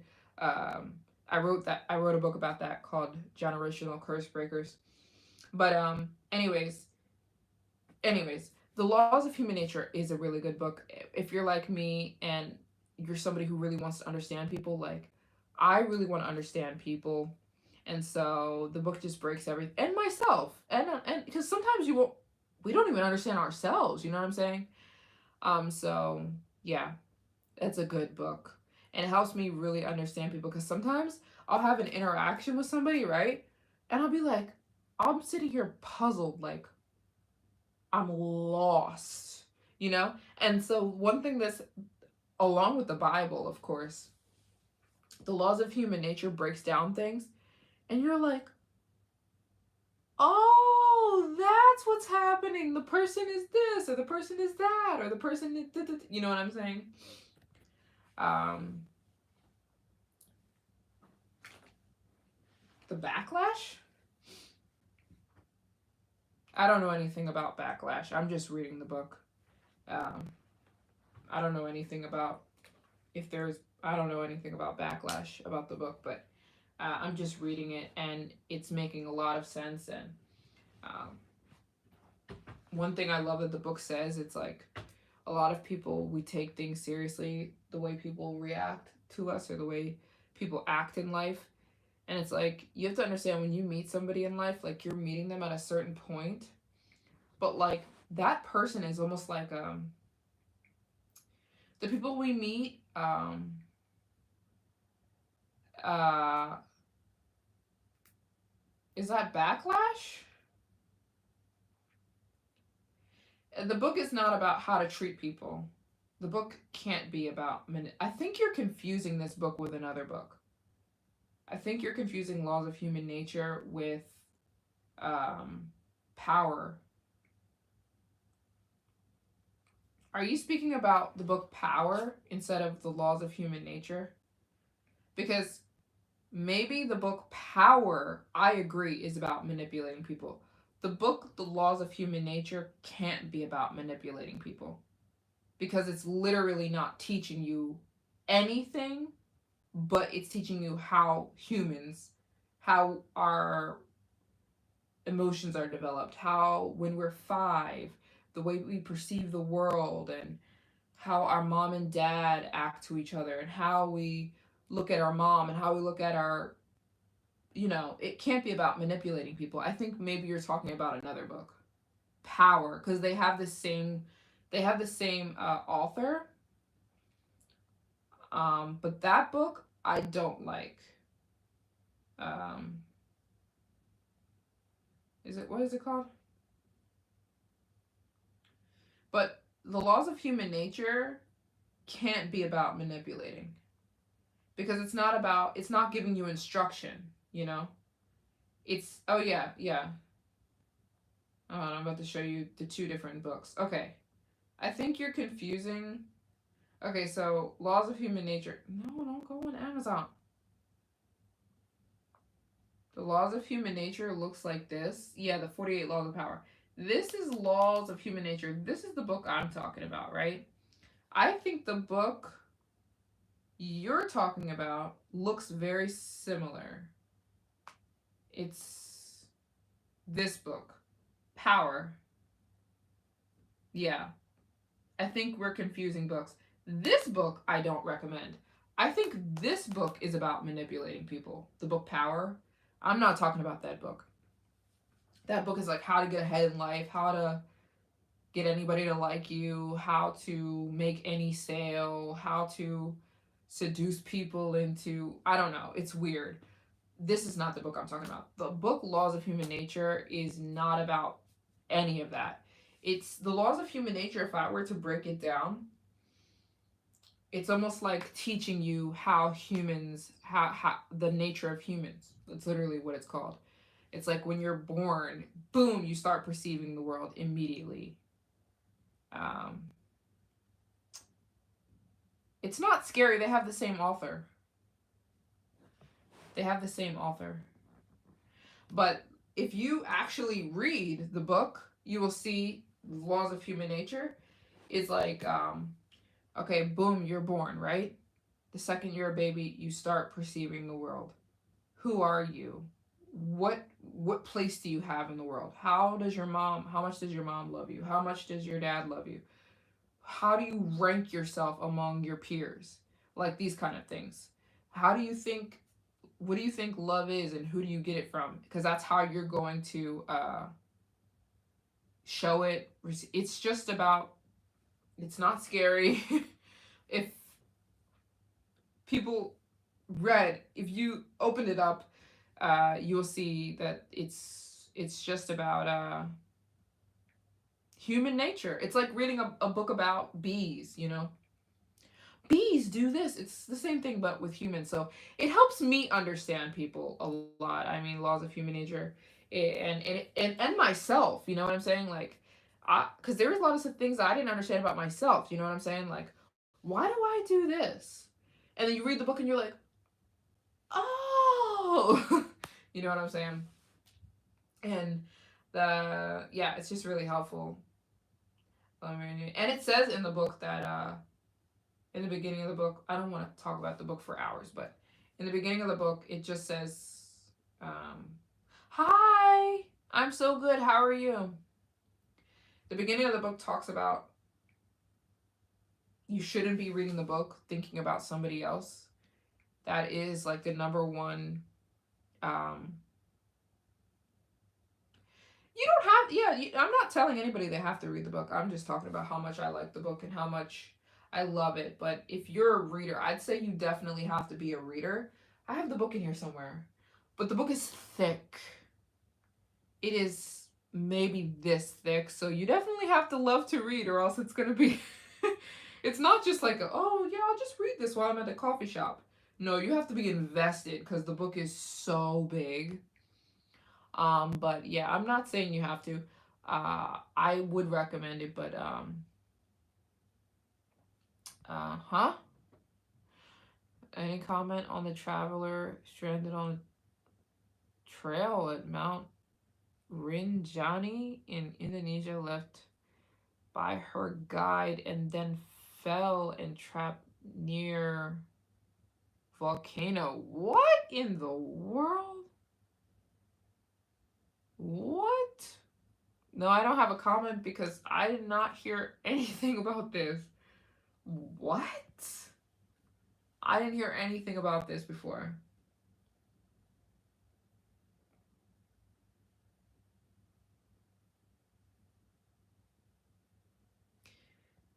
Yeah, I think you maybe have to be into psychology. I'm definitely into psychology. I think it's what has me reading all these books. Like I said, I am interested in like human psychology. It's so fascinating to me. So maybe you have to be into that to read these kind of books. Um, but yeah, it's a really good read in my opinion. A Brazilian girl was trapped in a volcano this week. Okay, that's very unfortunate and weird. I'm not laughing about it. I'm just saying that's crazy. It happens. It doesn't happen often though, so that's crazy. And no, I don't have any comment on it because this is the first time hearing about it. Um, yeah, I think the personal development books can get a little bit too. Like, I know people who are obsessed with personal development books, and I think there's like a rabbit hole you can go down where it's like, okay, you're doing too much. You think these books are like the answer to your problems, and they're not. They're just books. But there are definitely some personal development books that I like, but I think people take. I know people who go too far. Where I have a friend like that. She's obsessed with like the self help books, but it's like she can't get enough. She keeps reading another self help book and another self, and it's like she keeps thinking it's going to answer all her problems, and I'm just like, a self help book can only help you so much. I mean, she's atheist, so like I love my atheist friends. I love my atheist subscribers, but as a Christian, I want to so badly say like the answer's in the Bible. That's all you need. But yeah, I definitely think that the self help books can take you down a rabbit hole because some people get really addicted to them, and I'm just like, you know what I mean? Have you read Atomic Habits and the Let Them theory and the 48 Laws of Power? And it's just like it becomes like a religion for them. These self help books. They're definitely not a religion for me, but I do learn a lot from some of them. Yeah, for sure. I have never heard of Conure Bird. Conure Bird. Oh, we just got a donation. Richard?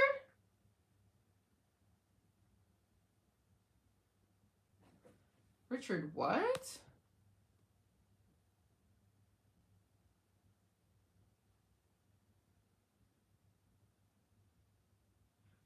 Richard is saying, did you block me? I absolutely did not block you.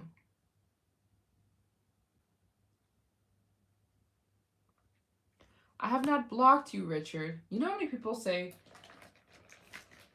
did you block me? I did not. So I see your comment, but you're not blocked. I have a list. There's a list I can see on my end of the people that are blocked. People do get blocked sometimes when they come in the comments all crazy. But you're not one of them, Richard. You're not blocked. And thanks for donating so much. But honey, you're not blocked. I have a list of the people who are blocked. Like literally it like sits here on the right side of the screen for me. Um yeah, for sure the answers are in the Bible. And I know people who are addicted to the self-help books, you know. Hi! Can you explain the butter in the matcha? I absolutely can. I was going to do a whole short, a whole YouTube short about why I started putting butter in matcha. It's new. I've started putting butter in my matcha just like in the last 2 months. But basically, I've been doing a lot of research on healthy fat. Okay. Fat is extremely healthy if it's healthy fat. So, what are healthy fats? Healthy fats are high quality butter, full fat yogurt, avocados, olive oil, coconut oil. These are all considered healthy fats. Even nuts, almonds, walnuts, cashews, healthy fats. So when you first wake up, your body is extremely sensitive. So like whatever is the first thing that you do, or the first thing that you put in your body goes like straight. It like sets you up for the day. That's why what you have for breakfast is really important. What you put in your body when you wake up is really important because it's like the first thing hitting you in the morning. So I've been doing research on the importance of starting your body on fat. It feeds your brain. Your brain is 70% fat. Our brains, if you could touch your brain, it would feel like a piece of fat because it's made of mostly fat. So when you feed yourself fat, which can be coconut oil, butter, full fat milk, full fat yogurt, avocado, nuts, whatever, omega 3, like fatty fish, like salmon, they're so good for your brain. So it also stabilizes your blood sugar early in the morning. So if I don't put butter in my matcha, I take a shot of olive oil. I literally put olive oil, which is a healthy fat, in a cup, like in a little shot glass, and I take olive oil. Um, Healthy fat is so good for your body, especially first thing in the morning. So only in the morning, I not during the day, I put like a teaspoon of high quality is the key word, grass-fed French butter in my matcha latte. It has cognitive benefits. It has makes your skin glow. It's a good way to get fat in on an empty stomach. Um, it's healthy skin, hair, and nails. I could go on and on and on. And it doesn't really change the flavor of the matcha. It doesn't taste all that different. It kind of just makes it more creamy and more smooth. So it's very easy to add. And like I said, not just any butter, high quality butter. Make sure it's high quality grass fed butter. Um, then it's amazing. It's so healthy. Healthy fats, especially on an empty stomach. What brand of olive oil? I got a fancy olive oil here in Paris. But there's a lot of healthy olive oil brands out there. Olive oil in the morning is life changing. Cross and I came here to say hi and would love to see some Amsterdam vlogs. I got you, girl. I got you. Thanks for stopping by and saying hi. Um, and Amsterdam vlogs coming soon. possibly this week. Yeah, this week.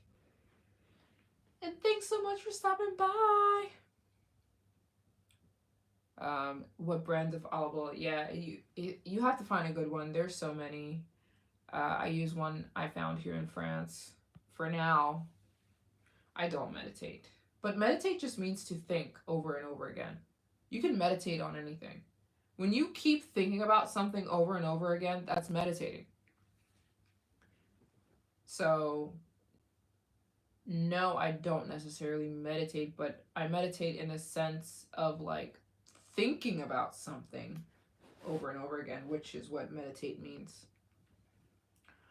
What brand of butter? I would it matter if I told you a French brand?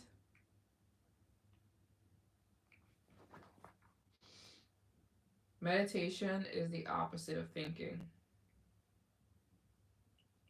Let's look up the definition.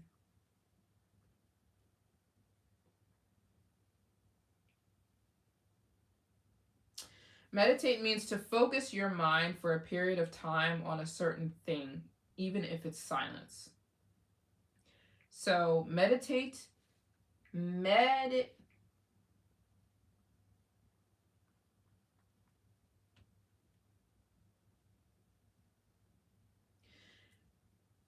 comes from the Latin word meditare, which means to think about. So meditate, meta literally means to think about. So I was right. It doesn't mean the opposite of think.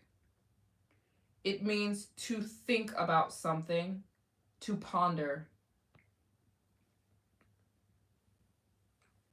Yeah, but you said meditation is actually the opposite of thinking. It's not the opposite of thinking, though.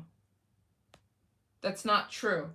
Meditate comes from the Latin word meditare, which literally means to think about.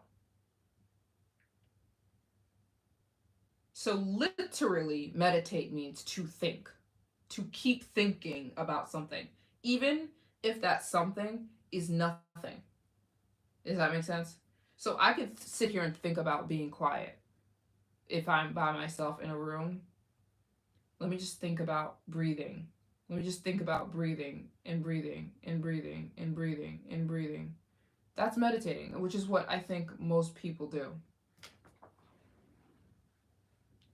Oh. I'm getting worked up? Or are we having a conversation on live stream?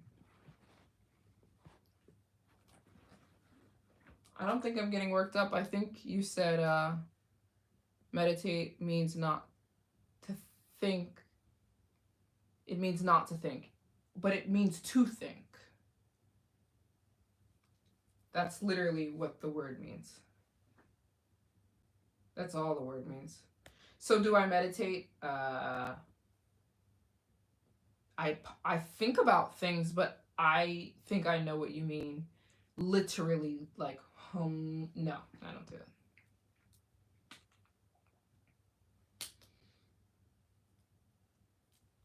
A meditation class is one thing. If you did a meditation class, that's fine. I was just saying the definition of meditate is to think. Meditare means to think. Just means think. But continuously thinking. Allow your thoughts to go where they need. Exactly. So when somebody says meditate, what they're usually meaning is like focus in on something. Yeah, I was just clarifying the definition of meditate. But I think usually when people go right, I think what they're trying to do, because most people, our brains are thinking about all these things at once. I think when people are associating meditating with the right, what they're thinking is, I'm going to think about one thing, because nobody can think about nothing. That's impossible. But you can think about one thing at a time. So, yeah. That's why people say meditate when they mean relax. They mean just pick one thing to think about. because most of us are thinking about 30,000 things at one time.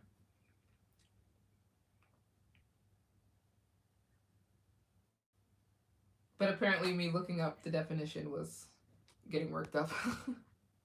I was just telling you the definition of the word. But no, I do not. I don't do any of that. I think, though, in the sense of that definition. Yes, Amsterdam vlogs coming soon. I'll be in Amsterdam. Um, yeah, I don't know if you meant like some people mean they don't mean the literal definition. They mean what it's associated with. I was just talking about the literal definition of meditate. I just realized this is crooked. Is this crooked? Yeah, I know that because I write a lot of books. I've written 6 books. And I'm always looking up the definition of words. So, like, all the time I'm looking up the definition. For some reason, this looks crooked. Anyways, so yeah, that's how I knew that meditate just means to think. That's all it means. To think about something. It's impossible not to think about something. But you can think about one thing. Like, I can say, let me just think about breathing. And, like, for, like, an hour, I focus all of my thoughts on my own breathing or whatever to calm the mind. But I think that there are healthy practices that I do that aren't meditating. That makes sense.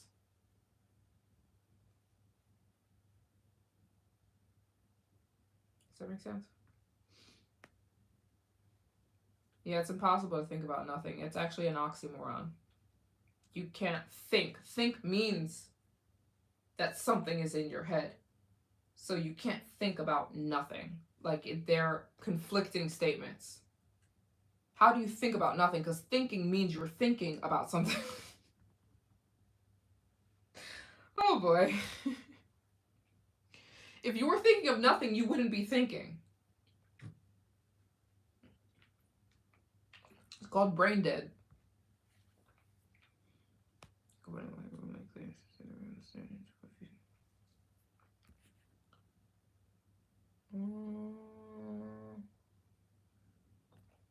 But yeah, I think that there's certain things that I do. Like, for example, sometimes I will do nothing. Like, that's a really good practice where, like, you know how we're always either scrolling on our phone or we're talking to somebody or we're listening to music or we're watching a YouTube video or we're watching we're arguing like we're always doing something. There's this good practice that this guy talks about on Instagram where he said you should have at least 20 minutes or 30 minutes if you can find it in a day where you do nothing, where I'm not scrolling on my phone, I'm not watching anything, I'm not involved in a task, I'm literally doing nothing. Like, I'm just laying there. That's really good for like 30 minutes a day. It really, really helps, like, just calm your nervous system and help you process better and all that stuff. But it's hard because we live in a day and age where we're always addicted to something, especially entertainment. It's like a dopamine detox to just sit there. Like, how many people can sit somewhere for 30 minutes and not do anything? Like, you won't even pick up your phone. Your problem is doing something. Right. Most of us. Me too. Like, even when you're just sitting there, most of us are going to pick up our phone and scroll, right?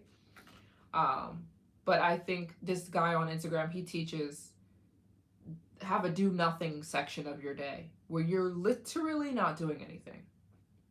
You're not watching TV, you're not talking to somebody, you're not scrolling on your phone, you're just sitting there.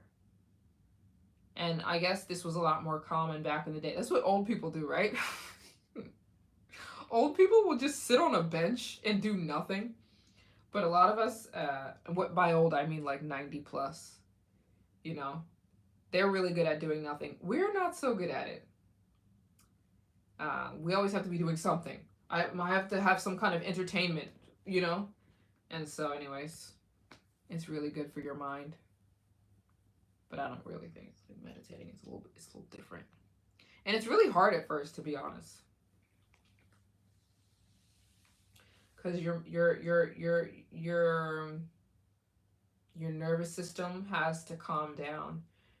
Where a lot of people, our nervous system, it's just, I don't want to shade anybody who vapes. I don't want to hurt anybody's feelings if you vape, but I was in the park the other day, a really beautiful park in Paris, and I was like enjoying the scenery, and literally everyone was vaping, sitting in the park. And again, no shade. Thank you so much, Stack Bundles. But this made me so upset. And I wanted to ask them so badly. I was like, isn't the park to enjoy fresh air? Now, I don't know what these people are going through, and I was not judging anybody. Please believe I'm not judging anybody. But we were sitting in beautiful park, and everyone was smoking their vape. And everyone, literally like every single person I looked at in the park was smoking a vape. And I so badly wanted to ask them why they were smoking a vape in the park. I'm like, isn't the park to get away from like the world and like to sit in the fresh air and to look at the trees and to be along, like we're sitting in nature? But everyone was vaping and on their phone. Like the vape was in one hand and their phone was in the other hand. And I'm just like, I wanted to ask them so badly, why are you in the park and you're on your phone and then you have the vape? I'm like, why? I'm like, put the phone down, put the vape down, and just sit, just enjoy the grass and the. I know it sounds corny, but I think in 2025 we're so addicted to dopamine. It's really sad, and to like we constantly have to have something to like calm us down, which is scary because we should be able to calm. You know what I'm saying? Like, that's the first thing they teach you when you have a child is like, when you have a baby, the first thing they teach you is like, don't always comfort the baby. Because if you comfort the baby every single time it cries, you're never going to teach the baby to self-soothe. So like when you have a new child, they will tell you, let the baby cry sometimes because it's going to learn how to self-soothe. And it's like as adults, it's like we don't know how to self-soothe anymore. We constantly have to have something calming us down. Alcohol, vape, even Instagram scrolling gives you like a dopamine high, you know? And it's like, why don't we know how to chill on just a random Tuesday, you know? And so that's more so what I wanted to say. I'm not shaming anybody who vapes. I'm not shaming anybody who, you know, deals with vices. We all deal with vices. But it was just really sad, you know, sitting in the park and everyone's doing this on the vape and looking at their phone. I was like, this is so sad. Totally true. The baby dictates the schedule and teaches family what they need. The baby dictates schedule and teaches the family what they need. Explain that a little more. I think every baby, every person is different. It depends. No, I don't think so. I think that babies have to be taught. Of course, every baby's different, but I think every single baby must not be picked up every single time they cry. You have to teach the baby that it's okay sometimes. Of course, sometimes something's wrong, but sometimes, I mean, I did that with my little brother. When my little brother was born, we let him cry 15 minutes. He's like, oh, no one's coming to help me? I'm fine. And he'll just stop crying. It's literally teaching a child that I'm not going to be at your beck and call. Like, you're going to be okay. Does that make sense? Like, self-soothing. It's a psycho. It's in your psyche that you're going to be okay. You don't have to panic every 4 seconds. Um, I feel like there's so many things going on in the world that we are full of anxiety. Absolutely. Absolutely. And look to someone or something to calm our nerves. 100%. And like, I feel like it's a life skill. You have to learn how to be okay. Like, I shouldn't constantly need something to calm me down or I'm going to lose my mind. You know? Like, you should be able to take everything away from me. And I mean, like, my phone, the laptop, or whatever it is. And I should be okay for the most part. I shouldn't have to have a constant, like, pacifier. You know? Um, the baby teaches its parents through crying such what they need, but they learn to self-soothe. Right. Right. Right, because I feel like a baby will just cry and cry and cry, especially if they learn that they're going to get what they want if they cry and get attention when they cry.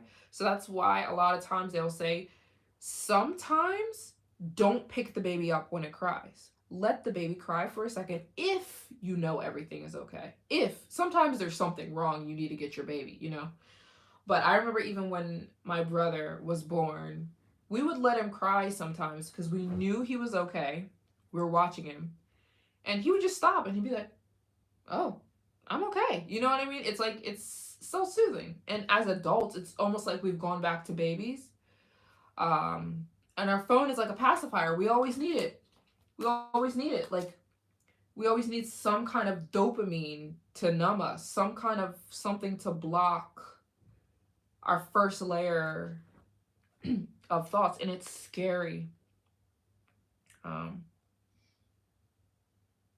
it's really scary. Like I said, it was just a realization. I was sitting in the park, and the park is beautiful. If you guys have been to Paris, there are some beautiful parks here. Trees and flowers, and it's quiet. And I noticed everyone had a vape, and everyone was on their phone like this. And like, I was like,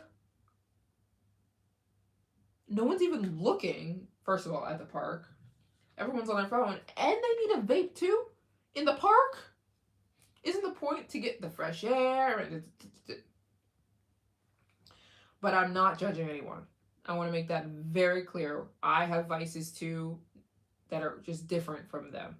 But it was just a realization. Uh,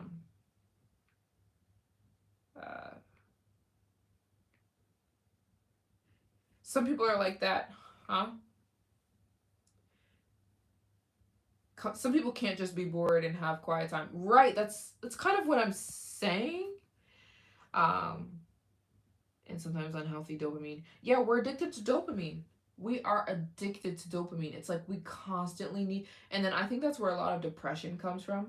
People's brains don't know how to just settle, and that's why the guy I follow on Instagram, he teaches like have a do nothing area of your day where you're not constantly like scrolling or on TikTok or on Instagram. When you're not on TikTok or Instagram, you're doing this. If you're watching, you're scrolling through your phone or you're on your vape or you know what I'm saying?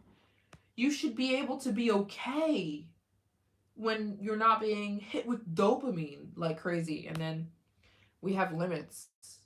As humans, we have limits. We're not just these robots that can take in the world all day long and not get fatigued. Unfortunately, this generation is built different. I agree with you.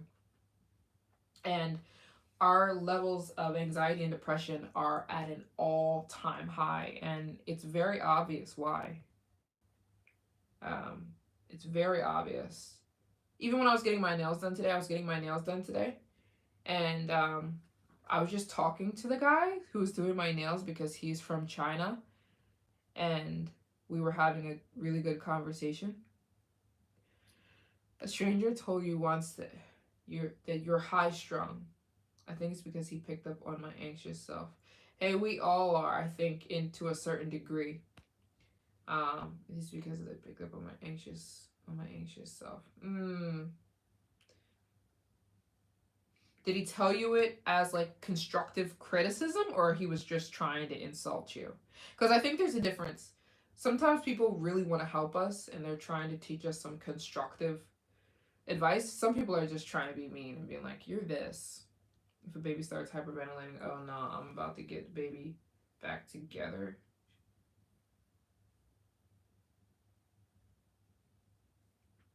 We're not talking about baby neglect. We're not talking about that. We're talking about a new human constructive. Okay, then that's good. Right, right, right.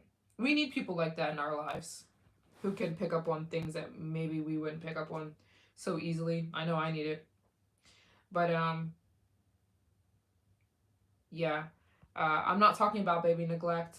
I'm talking about the fact that a baby is a new human. It doesn't know how to be a human yet. It has to be taught.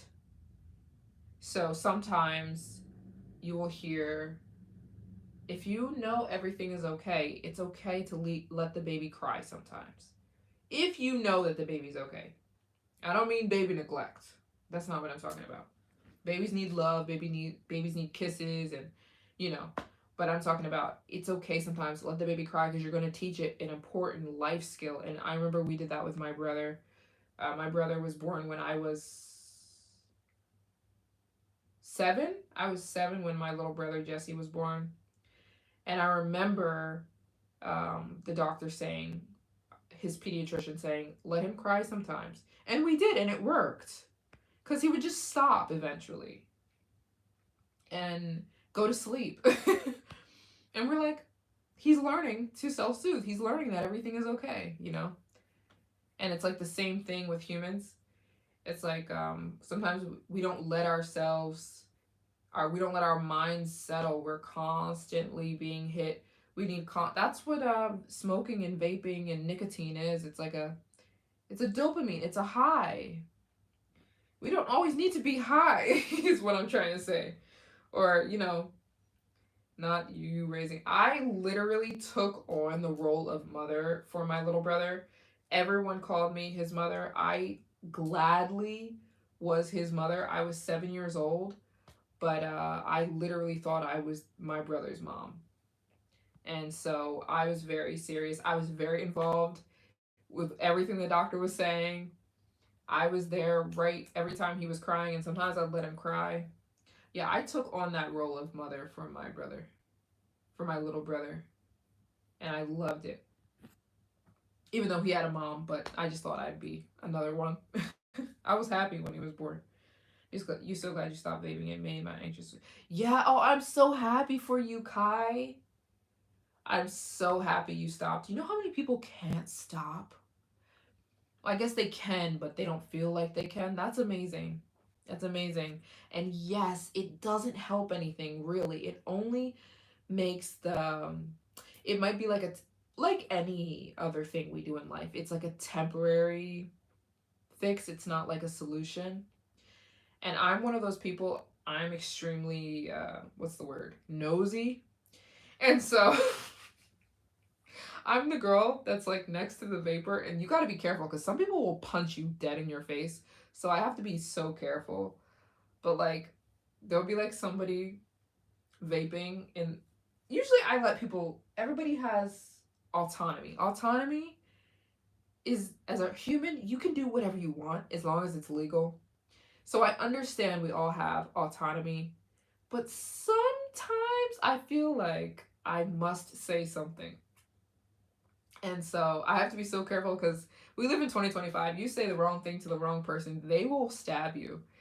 But um, I was this close to talking to the people vaping in the park. I was this close. I'm never rude though. Never rude or disrespectful. I just wanted to kindly ask them, like, why are you vaping in the park? You know, and the person could be going through something, you know what I mean? But sometimes some people just need to hear that one thing, you know what I'm saying? And sometimes I really do get nice people like that. I mean, people are like that with me too, but I want to be like, you don't want to just enjoy the trees and the sun. They're your real healing. Yeah, for real.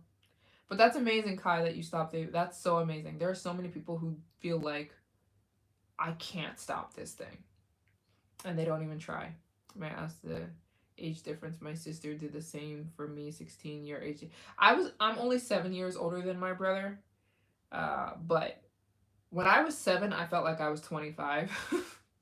So when my brother was born, I was 7, and I just was so ridiculously excited that I decided I was going to be his mother or his other mother.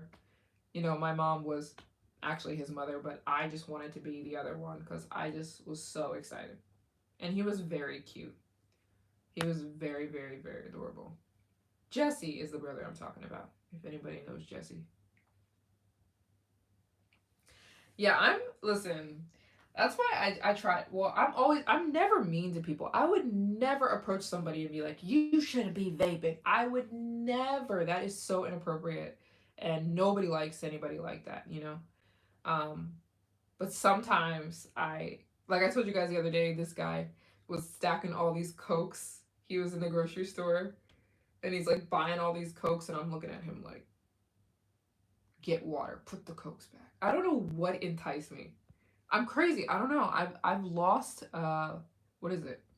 Shyness. It's gone from all these years of traveling, and I'll just be talking to people. I think because I always think about my old self and how a mess I was, and I wish somebody had come up to me and said, "MJ, what are you doing? What are you doing?" And I would have been like, It's nice to see your interactions with him in your older vlogs." Yeah, I think I probably carried it on into adulthood. Me thinking that I'm this boy's mother. And I'm not. I'm his sister. Um, I remember thinking about how he looked at you. Jesse? Jesse? I don't know. Maybe he picked up on that, but him and I, very brother sister tendencies. Um, we haven't talked in a while, but still my brother. It's not like you judging, it's like giving people healthy options. Right. It's like I feel like people are my friends. Is that, how do I explain it? I feel like friend vibes automatically with people. So like I feel like when I talk to somebody that I don't know, it's almost like I'm perceiving that person's my friend already. So I'm like, what are we doing? Why are you getting Coke? Get water. You know what I'm saying? Like it's more like that. It's not me like judging a person. And like I said, people do this to me all the time, and um, constantly, especially my boyfriend. He's one of my biggest. I love him because he's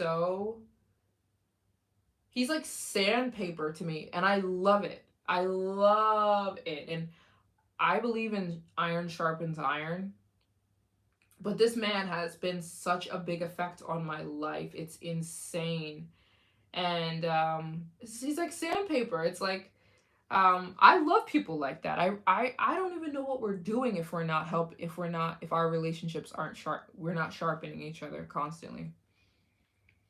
You have to be careful. I was shy and still at times finding that balance. Yeah, there's definitely a balance. 100%. There's marker all over my finger, but there's definitely a balance because you can 100% be overbearing where nobody wants to be around you because all you do is talk to people about what they should and shouldn't. Like that is annoying, and I never want to be that way, and I don't think that I am that way.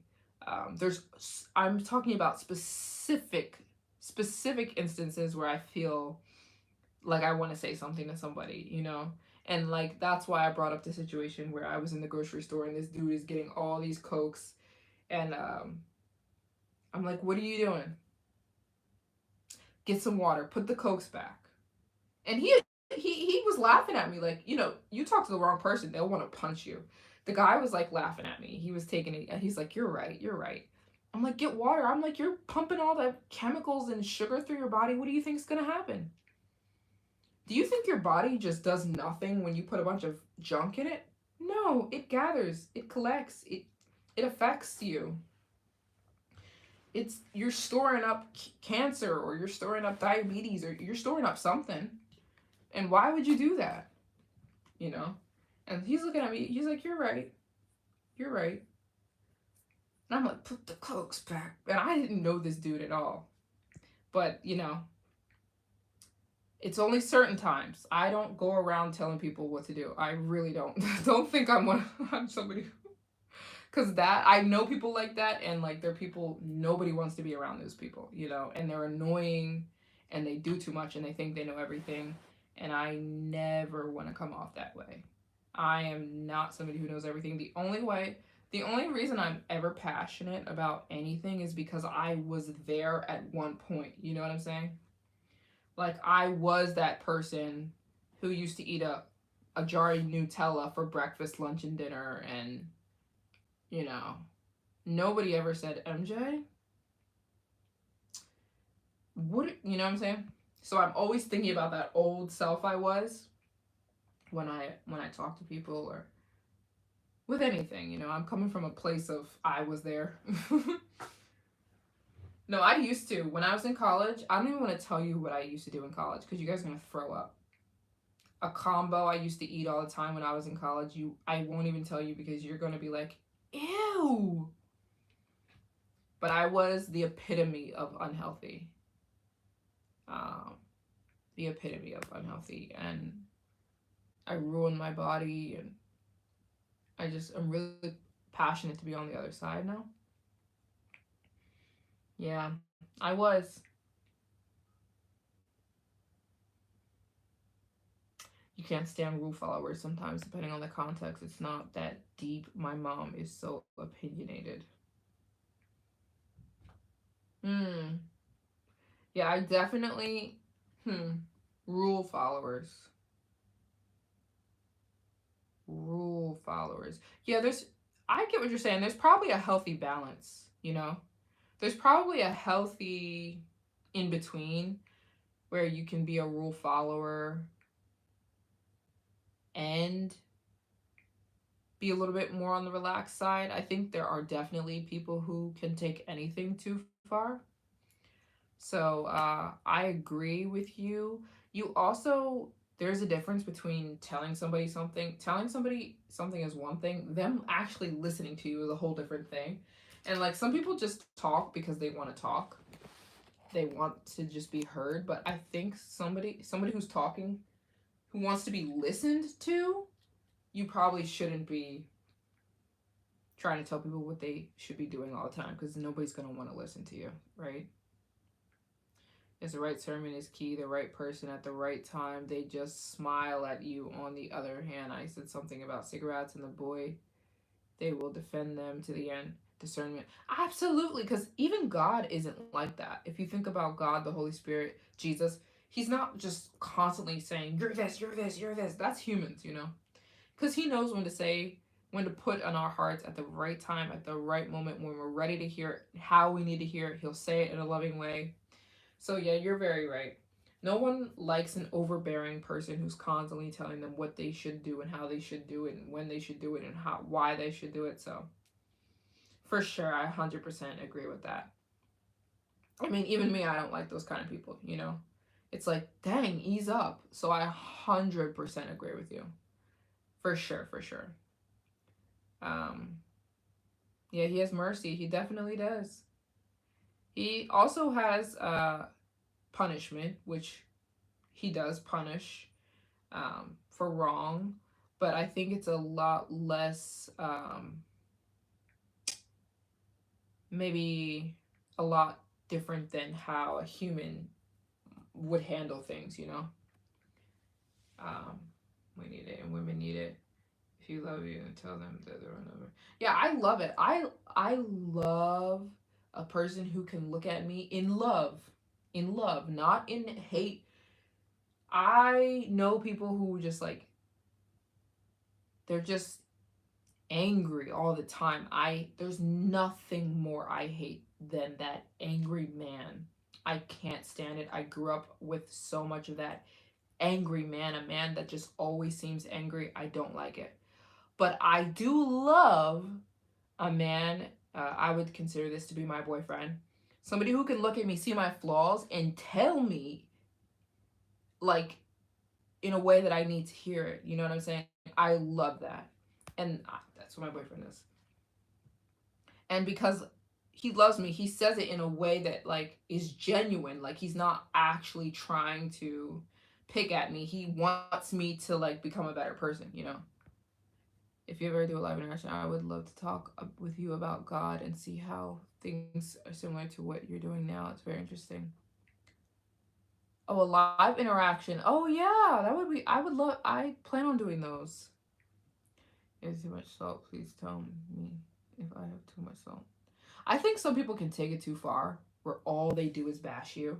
Like if all you do is bash somebody, that's about you. That's not about the other person. But if sometimes you have something to say, hey, listen, I want to tell you this about this and this and this, I'm ready to listen. You know what I'm saying? But if somebody's always bashing me, always, what human being can receive that? And that's more about the other person than it is you. You know what I'm saying? It's a bully. That's just literally a bully. You're always mad at me? Like, how is that even possible?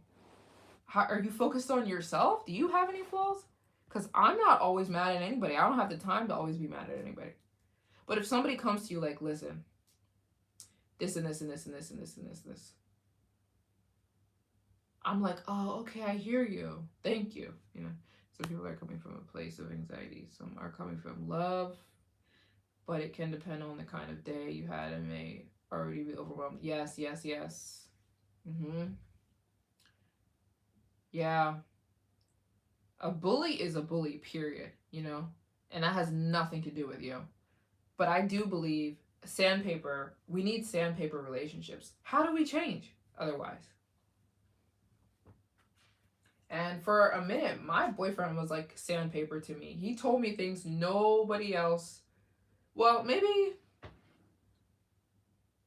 yeah, he told me things nobody else was saying, you know? And he said them in a way I needed to hear it with love, you know? And it was maturity, and I loved it. And it's it still affects me to this day. The things he's said to me, the advice I needed to hear, and the way I needed to hear it. And he told me, I remember one of the first things he said to me is, Maryjane, nobody is going to come save you. Not me, not any human being. We can't. You have to put on your big girl pants. Not, and he didn't mean that he wasn't going to be there for me, because he's always been there for me. What he meant is there's this like yeah, tough love. It was a thing I needed. I think a lot of females, because we watch a lot of movies, we think that there's some knight in shining armor coming to save us, and there's not. I'm concerned about my baby girl. I told her that her dad may just not have been feeling well the last time she spoke to him, but she thought he was dismissive. Aww. Today I found that he was in the hospital. Oh no. For a week, and I'm concerned about the breaking news. Oh my god.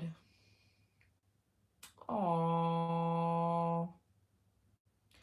I am so sorry. You know what? I feel like you should break the news to her, and it's going, I mean, I'm sure you will. Um I think, I don't know, maybe she has intuition, she might already know. But she's going to be okay if you tell her. I feel like I don't know, I had a really rough childhood, especially in the father department. And she's going to be okay. She's going to be okay when you tell her. I have a feeling. Yeah, that is so difficult. Aw, I'm so sorry. Well, I hope everything works out, or things turn out better than they are right now. I'm definitely going to pray for you. Everything's going to is going to be okay. That's really, really, really tough.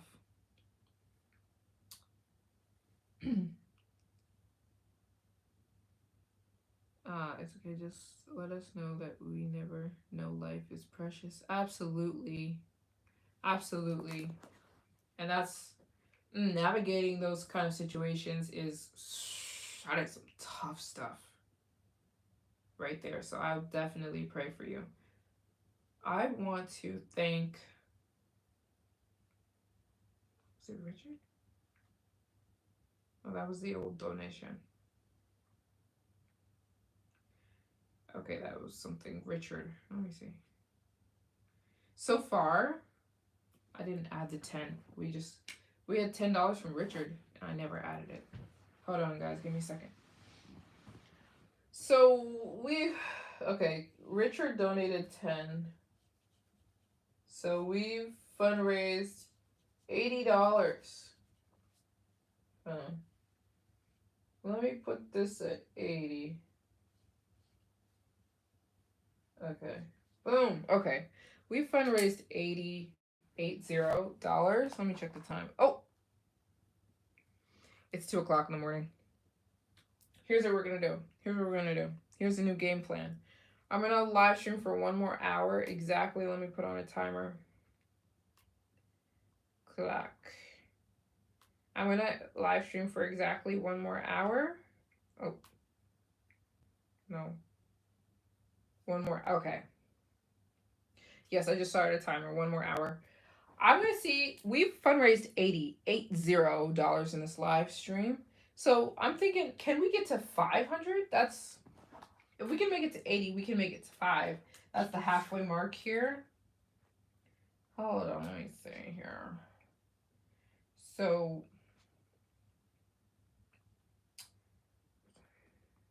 that is 20 people donating $20.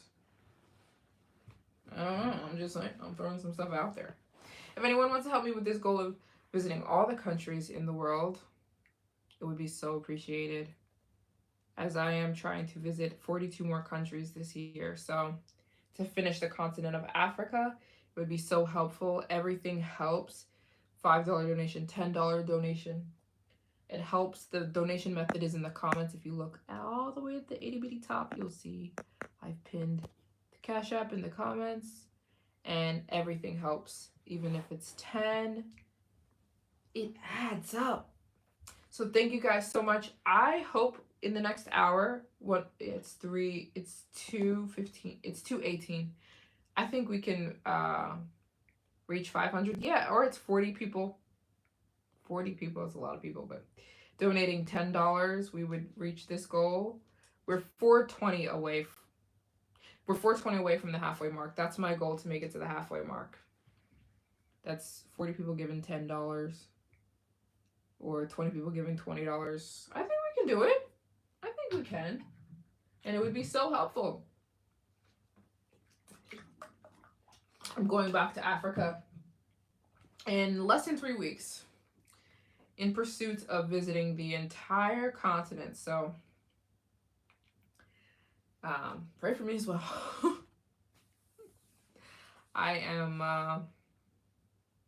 I'm feeling ready. The most difficult part I'd say is, yes, how expensive it is, but also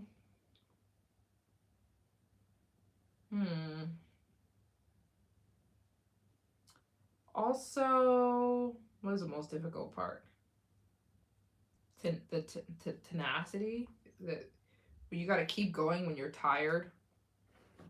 That is also extremely difficult, which is why I took a break here, because I was starting to get worn out, because it is so hard to live on the road and always be in a foreign country all the time with nobody that you know. But you know what? We're going to do this thing.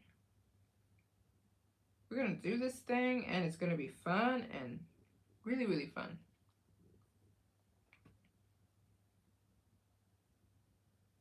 Oh, that is so sweet. Chatting with you on live is going to be much more interesting to watch you as you go on this challenge. Know that I will be praying for you, and will ask my church to pray as well. Thank you so much. Pastor does missions in Africa and other parts of the world. That's amazing. Yeah. It is, you know what? It's difficult, but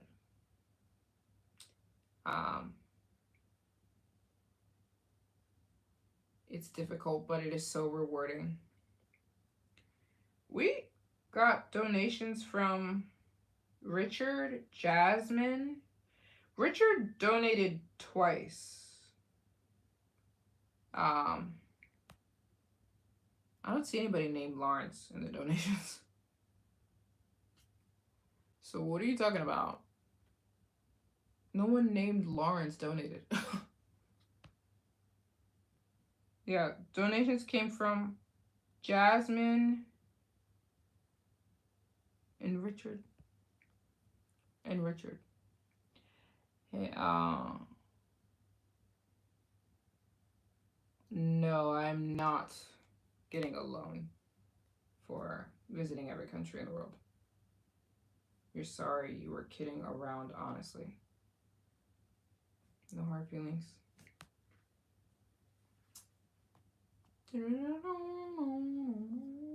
I know 3 people who visited every single country in the world. One is Lexi Limitless. One is there's this guy from the UK. I can never remember his name. Um, I don't know this guy's name. I don't remember. There's a guy from the UK who visited every country in the world. And I know another person who visited every country in the world. Hold on. Drubinsky. Those are the 3 people I know who visited every single country in the world. They gave me advice, and they also told me their communities supported them, helped them. And I asked them, I said, how much money do you think you spent visiting every country in the world? They all told me somewhere around $3 million. And I think it's going to be the same for me. But yeah, this year I am visiting the 42. Thank you so much.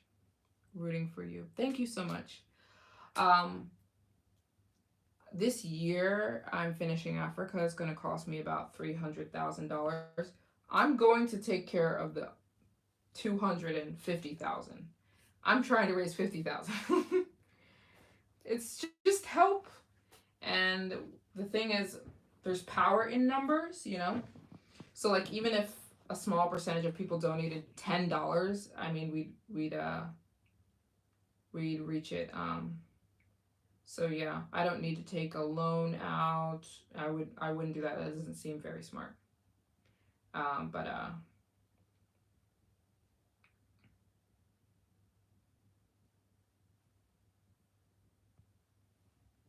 yeah, I know who he is. Yeah. Okay, Lawrence, you are getting blocked. Hold on. How do we hit the block on here? Block. Killing the vibes. If I donate, will you give me a shout? Casey, please ignore. I blocked him. Please don't even give that any energy. If I donate, will you give me a shout out? Of course, I will give you a shout out. Absolutely. If you don't know what the deal is, okay, so it is 2 a.m. So I gotta go to sleep at some point. I'm gonna live stream for exactly 52 more minutes. I've got a timer here on my phone, and I'm hoping we can make it to the halfway point of today's fundraising goal. We've raised $80 in today's live stream. I was hoping we could reach 500, which is like 20 people donating $20. No, the question didn't offend me at all. Not at all, girl. I just didn't have the best interaction with him. Yeah. But I know who he is and I wish him the best. But yeah, I didn't have a great interaction with him. But no hate. I'm sure he's a wonderful person.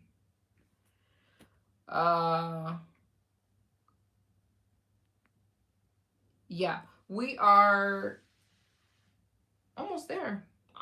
in my opinion, that's almost 420.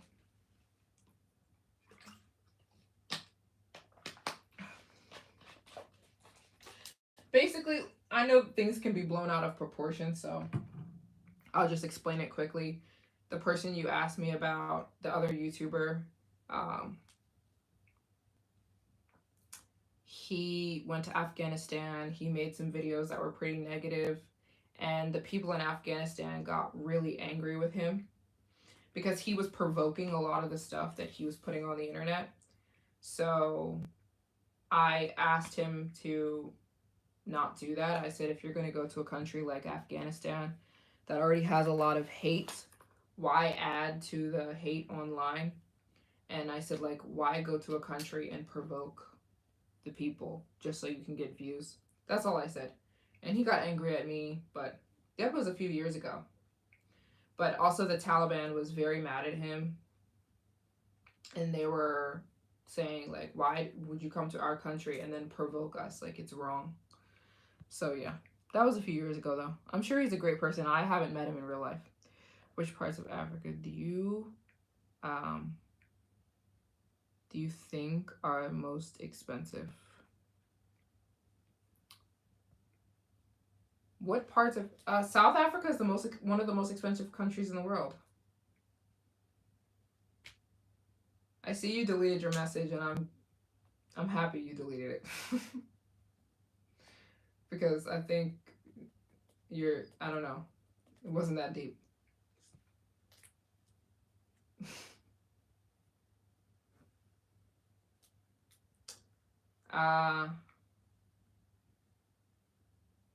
What you're doing, so you have to keep pushing your planting seeds of change. Tina, you're some kind of angel. I'm so grateful for you. I am. All of you guys, really. I really, really am. What would I do without you guys, for real? For real, for real. West Africa could be expensive too. Yeah, I haven't been there yet, so I'm not sure. I haven't been to West Africa. Cam is still here! I'm way more grateful for you guys. Way more. And one reason I'm not afraid to talk about people or talk about situations is because I'm never coming from a place of hate. I'm not hating on anybody in the world. Nobody. There's nobody I'm hating on. There's nobody I have beef with. For real. Even when I say something about another person, it's about a specific interaction. I'm not talking about the person themselves. So I'm not afraid to say, some kind of interaction I have with somebody. Because I'm not talking about them. I'm talking about our interaction, So I had an interaction with somebody, but I'm not talking about them as a person. I don't know them as a person. They're probably a great person. Yeah, for real. Like, I'm not talking about anybody on the internet. I have beef with no one. So when I said I didn't have a good interaction with the black man traveler, I mean our interaction, I don't mean him as a person. I don't know him as a person. He's probably a great guy, But I get a little defensive of Afghanistan. I get really defensive. Because I know people can go there and get a lot of views, if you say, the Taliban, and I just feel like it's really not cool. And so the Taliban was also saying that, they're like, we already get enough hate. I'm like, right. So anyways, yeah. Anyways, that was a few years ago. But if you meet anybody who goes to Afghanistan and they're not a YouTuber, they're not trying to get views, they will tell you how beautiful of a country it is.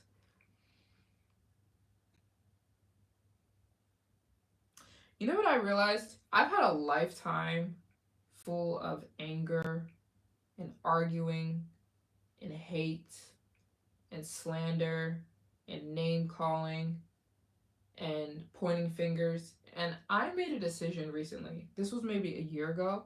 I was like, I don't want to be at war with people. You keep um uh but yeah, I don't want to be at war with people. I don't want to be at war with people who are at war with me. You know? There are people who hate me and I'm just like, I have no it doesn't I don't return the hate at all. I don't want to be angry with people. It's too much stress. Uh it's energy consuming. So, yeah, I nothing I say ever has to turn into anything cuz I'm not hating on anybody, you know? Nobody. I don't want beef with anyone. And if I meet anybody in real life, um which is like not and we live in 2025, everything's online, right? Anybody I meet in real life, I want to have a good interaction with that person, you know? So even if I met somebody who hated me in real life, it would, which I do, it happens. Um, I'd rather just be like, oh, I wish you the best, or if there's somebody who's in the comments who's tripping, I'd rather just delete you from the comments. I'm not arguing with people. No time. I did that for many years of my life. I did it so long, arguing with people. It's exhausting, and it's exhausting to be mad at people too. It takes a lot of energy to be angry. I'm over it. I don't want to be angry yet, people. It is exhausting. Even I had to come to that realization one time. I'm like, there's some people I've hated in my life. I mean, hated with the my blood hated them, my bones hated them, my brain hate my like I've hated people in my life, and I realized it is so draining. It drains you to be angry and be at war with people. It's completely draining, you know? And yeah, I can't control people's perceptions. That's why I don't try. I cannot control what somebody thinks about me. So I don't try at all, at all. There is absolutely no point. And let's say I could control the way people, let's say like I could control the way people perceive me, it would be exhausting to try to keep that up. You know what I'm saying? Good mindset, because while you're angry, they are not thinking of you at all. Absolutely. That's one thing Joyce Meyer taught me. Um, she used to be angry. She said at the people who hurt her in life, and she said one day, why? She said, why am I sitting here being angry? And that person literally is out living their life, not caring. Like, it's absolute insanity. And like, I don't want to sound like dismissive, but I literally don't care who's mad at me. So like the people who are angry at me, I'm out living my life. You know what I'm saying? So it's like that is so stupid to be angry at somebody who doesn't care that you're angry. Now, if it's an intimate relationship, let's say I've done something wrong, that's different. That is totally different. There's a problem that needs to be resolved, that's different. But most things aren't that. It's some random person on the internet who doesn't like you. You know what I'm saying? Right, and it makes you look old. It ages you. Anger ages you. For real. Trust your journey. Differences. For sure. And I mean, we live on Earth. I think people always forget. We live on Earth. We're not in the Garden of Eden. And since the beginning of time, there has been hate. Literally, rivalry and hate has existed literally since the Garden of Eden. If you're a Christian, Cain killed Abel. Literally, he killed his own brother. So, and that's before all this junk popped off. So people are not gonna like you in life. That's okay. That's okay. But I don't want to be at war with people, with anybody. No, no, wait. Yeah, it makes you look old. So the most meaningful support comes when we least expect it. Keeps yours. You know what, Tina?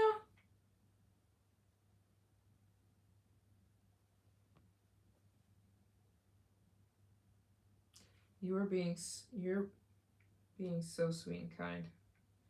Where are we? Let me check. Um we are at, yeah, we're still at 80. We're gonna see. Tina, you're right. Sometimes something hits when you least expect it. Um, the goal is to raise 500 today during this live. We've reached 80. I think we can reach 500 because that's only like what, 20 people donating $20, something like that. I think we can reach it. I'm gonna keep trying. There is 40 minutes left before I'm gonna log off. It's 2:30 a.m. So, um, I'm gonna get some sleep, just a little sleep. And oh, I have a question. I meant to ask you guys. I was gonna live stream tomorrow, but now you know how I'm always live streaming in my hotel room at nighttime, right? I was thinking tomorrow, I'm gonna go live outside during the day, but maybe let me see. I want to see what time. Maybe I'll go live at like 6 p.m. tomorrow or like 7 p.m. So if I go live at 7 p.m., that's like 1 p.m. Eastern Standard Time. Can any of you guys tune in? If I go live tomorrow um, at like 1 p.m. Eastern Standard Time, that's like 1 p.m. New York time. Is anybody going to be available? Are you guys all working? And then I should just go live later. I was thinking about going live like 4 hours earlier tomorrow so I could go live outside, like walking around. What do you guys think?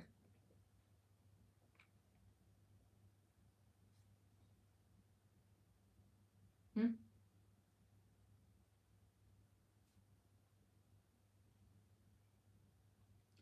Kim's watching. I could be in and out.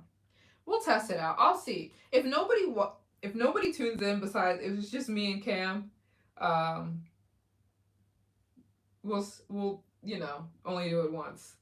But we'll see. I know most people are gonna be busy. That's a good time. I'm gonna try it out.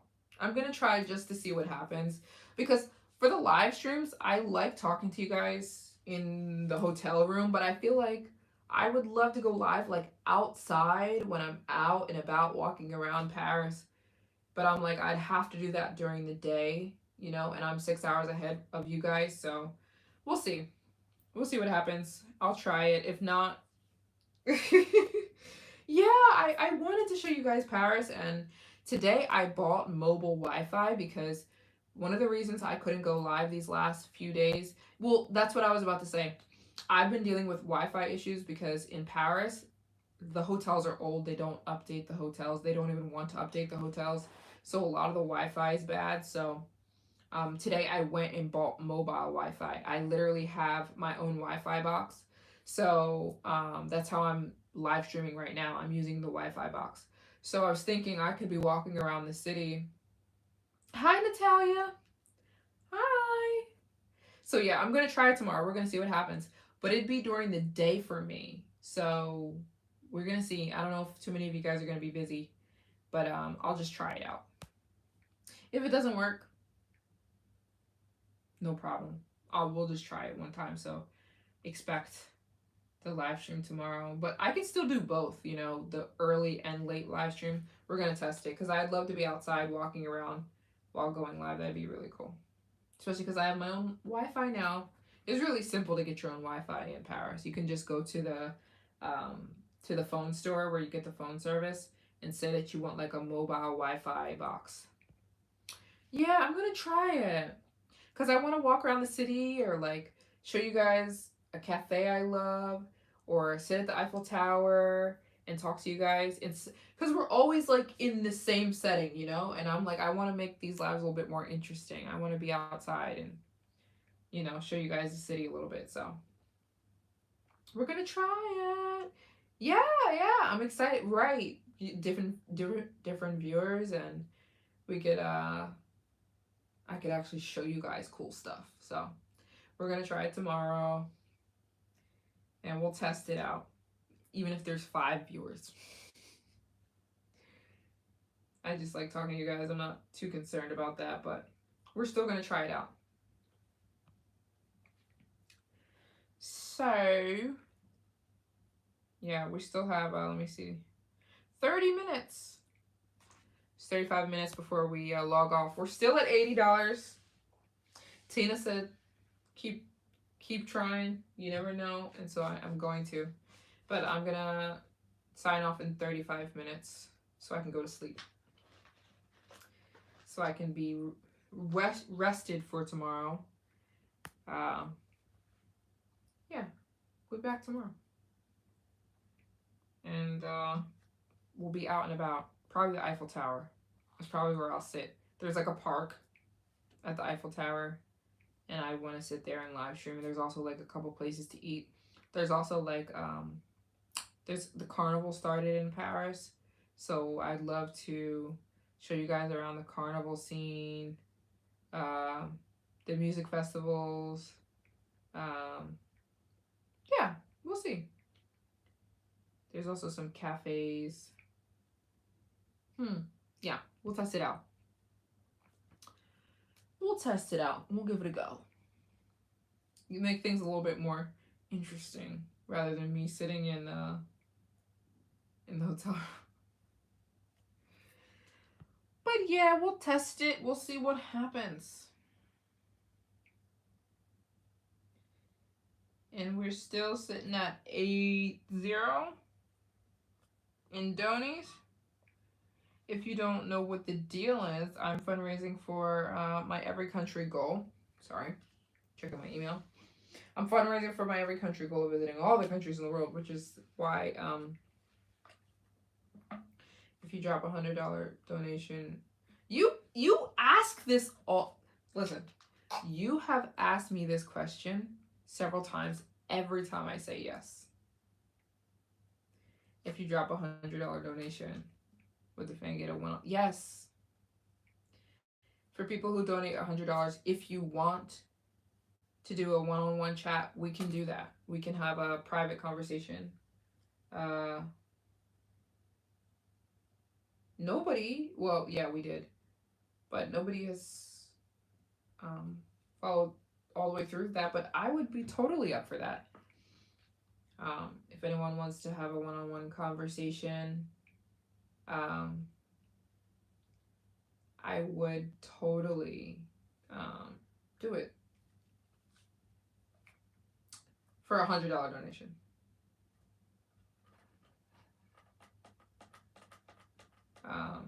But it's not necessary. You don't have to donate the $100 thing. That's just for the people who do want that. Everything's appreciated. 5, 10, 15, all of it, because it adds up. Power in numbers. Evidence is so proud of you. I'm so excited. Tina, you're an angel. Who sent this angel here? I don't know, but I'm grateful. I'm getting tired. Can you tell? It's 2:45. And I'm getting a little tired.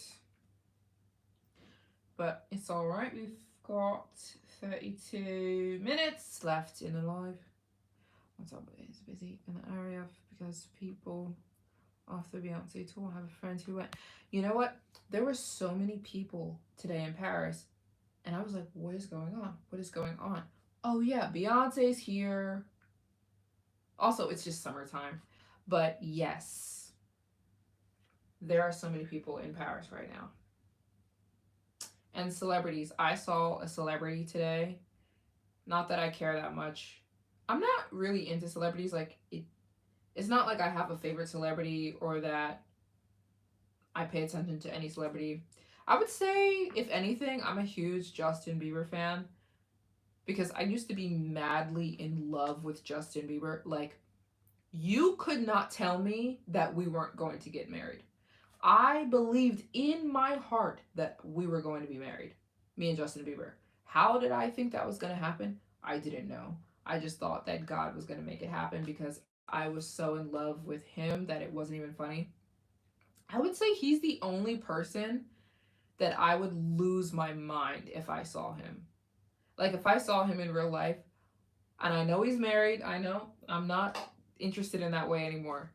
I'm saying he's the only person I think I would lose it if I saw him. Nobody else, I don't really care, you know? Bieber babies, your babies would be. He's married.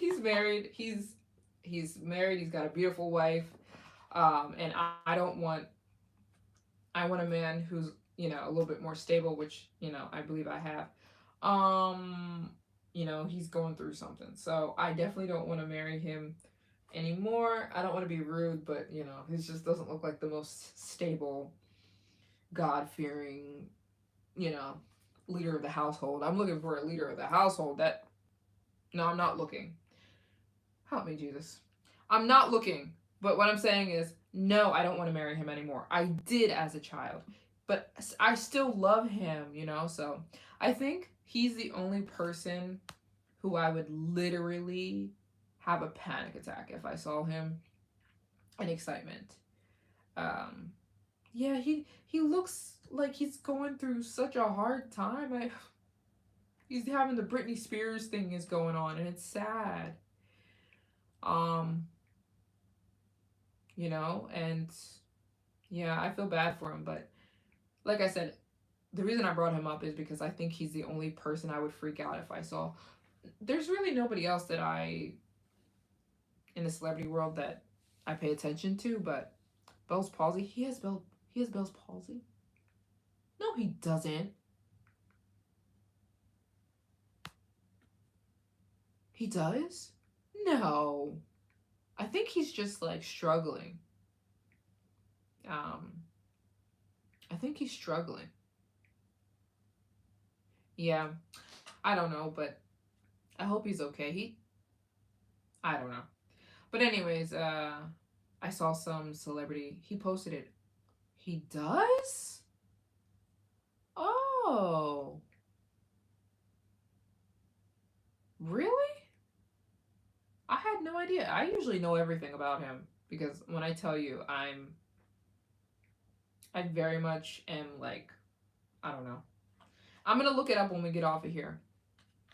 I had no idea he had Bell's palsy. From childhood?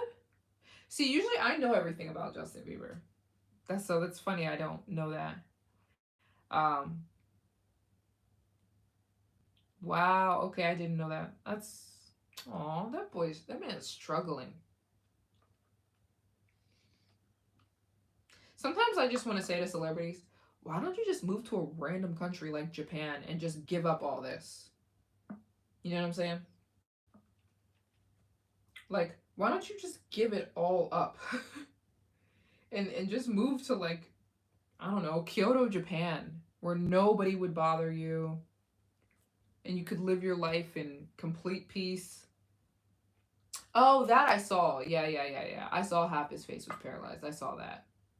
But I didn't know that that meant Bell's palsy. I thought he said that was just like a stress reaction. Uh, uh he got, I thought he got stressed out.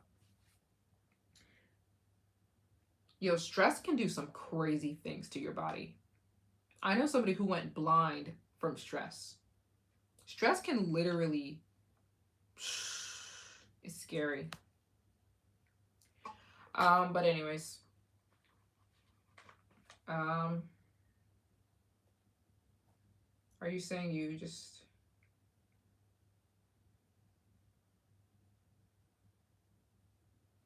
Oh, Donald, are you watching?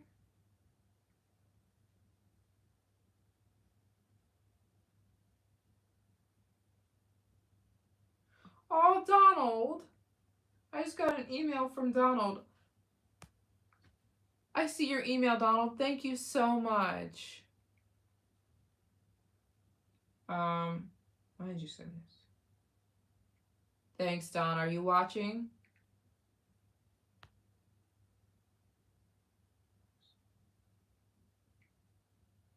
Oh, your daughters are watching. Oh my goodness. Hi. Hi, Donald and his daughters. Oh, what a sweet email. Thank you from the bottom of my heart, Don. Yeah, stress is crazy. But yeah, what do we have? We got 15 minutes. 25 more minutes of the live. Yeah, stress is nuts. It's scary. Don't stress about anything. Easier said than done. But your body depends on it. And yeah, I brought him up to say that I saw a few celebrities today in Paris, and I literally Googled, like, why are a bunch of celebrities here? I think it's the Beyonce concert. I think. Unless they're just trying to be in Paris, but I think they're here to see Beyonce. Yeah, so yeah, that's why I brought that up. I'm pretty sure that's what's going on here. And they're all staying at the same hotel. So maybe Beyonce's staying there. I don't know. I don't know where anybody's staying, but very, very interesting. I can't wait for Paris to die down. Again, which won't be for a few weeks, maybe 2.5 weeks. But yeah, that's what happens. If Beyonce's wherever Beyonce is, I guess everybody else follows her. She was here last week too, the week before that. Oh,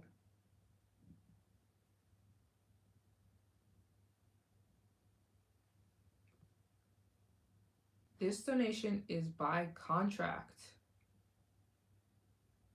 Please check your email live if possible.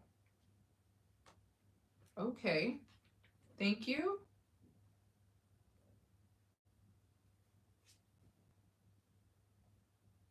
Check my email right now. There's no email from you. I've gotten emails from you before, but I don't see one right now. You have to send it again. And thank you so much. That is a huge donation. We literally just skipped what was it, 120? It's now 200. Send the email again because I've gotten emails from you before, but I don't have one like literally right now.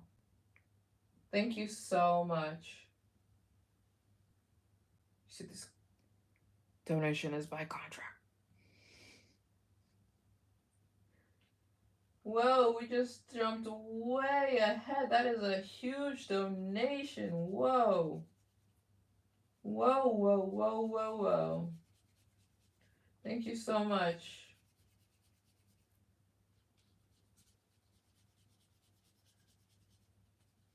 Okay. Okay.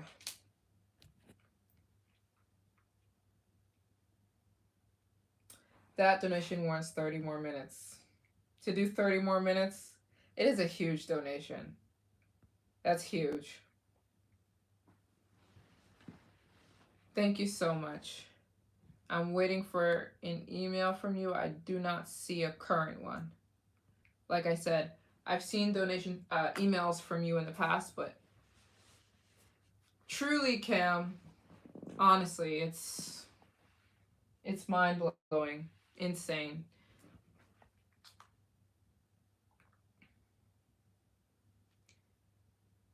And I'm looking for your email. So thank you so much. Wow.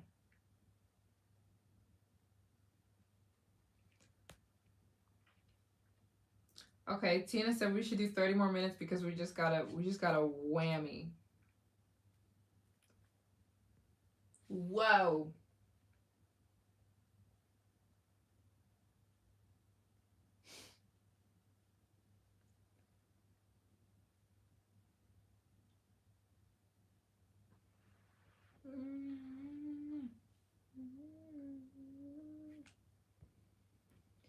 Thank you so Okay, so should we do 30 more minutes? Okay, so technically there's 20 more minutes left in the live stream, but Tina said, you took a nap and you showered and you did your homework. And I'm still live, girl. I'm still live.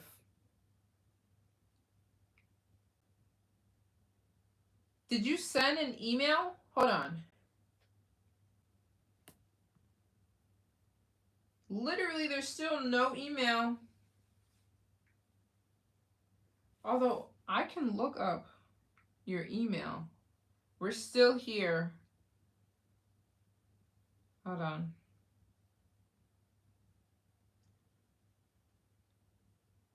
I can look up.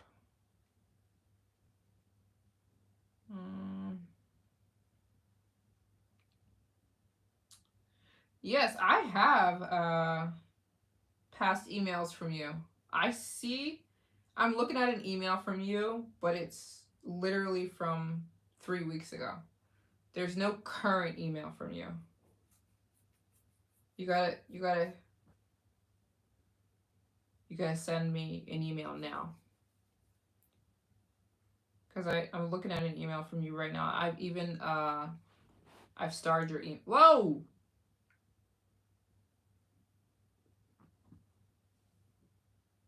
What in the world, Natalia? Well, thank you. And she's trolling. She donated to troll. That's sad.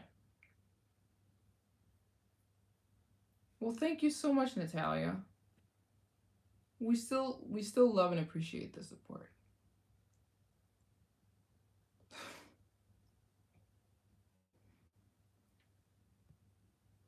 You gotta love them.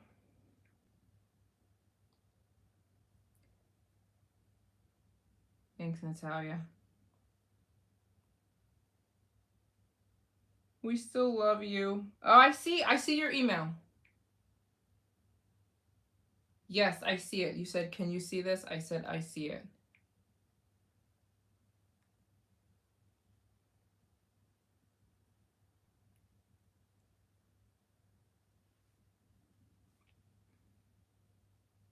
We're gonna get this situated.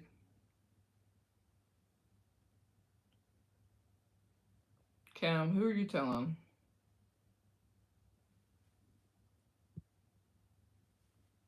They coming off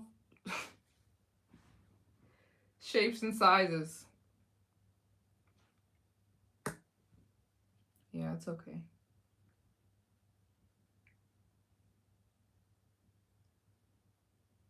I see your email. I'm waiting for the second one.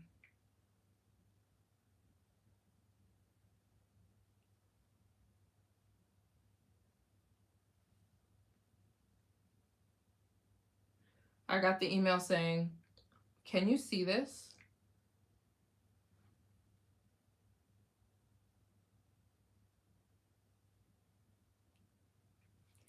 You're going on a trip next summer to Europe after your high school ends. Oh my goodness. What countries should I visit? Okay. This is a loaded question. Okay, hold on. Okay, wait a minute. Yeah, I know Andy. It's not true. It's called a troll. You see my marker stamped hands. I'm holding this marker. Okay, this is a loaded question. Where do you travel? This is a question that I never know how to answer. Hold on. I'm also looking for your email. Okay, you said it may come in a second. Go drink matcha. We need 1 more hour. 1 more hour? It is 3 a.m. You want me to go live till 4 a.m.?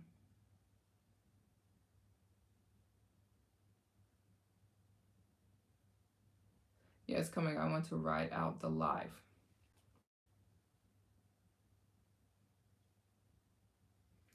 I get what you're doing. You're trying to get me staying on this live stream looking for your email. Oh boy.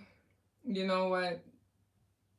I love talking to you guys, so I don't mind. I even love the trolls who donate and say why. Like I love all of it. It's all very very okay. You're asking, you're going on a trip next summer to Europe. Okay, wait. I missed the Europe part. After your high school ends, what country should you visit? Paris, of course. Okay, here's the thing about Europe. It is extremely easy to travel. It is so easy to be in Paris. You could take a quick train and be in London, literally 2 hours. You could take a quick train and be in Amsterdam. You could take a quick train and go to oh, you can't take a train. Can you take a train?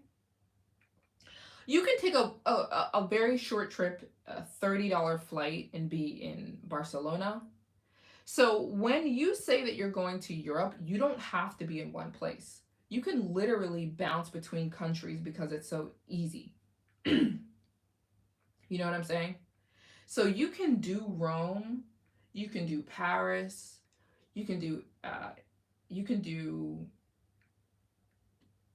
you can do Rome, Paris, Spain.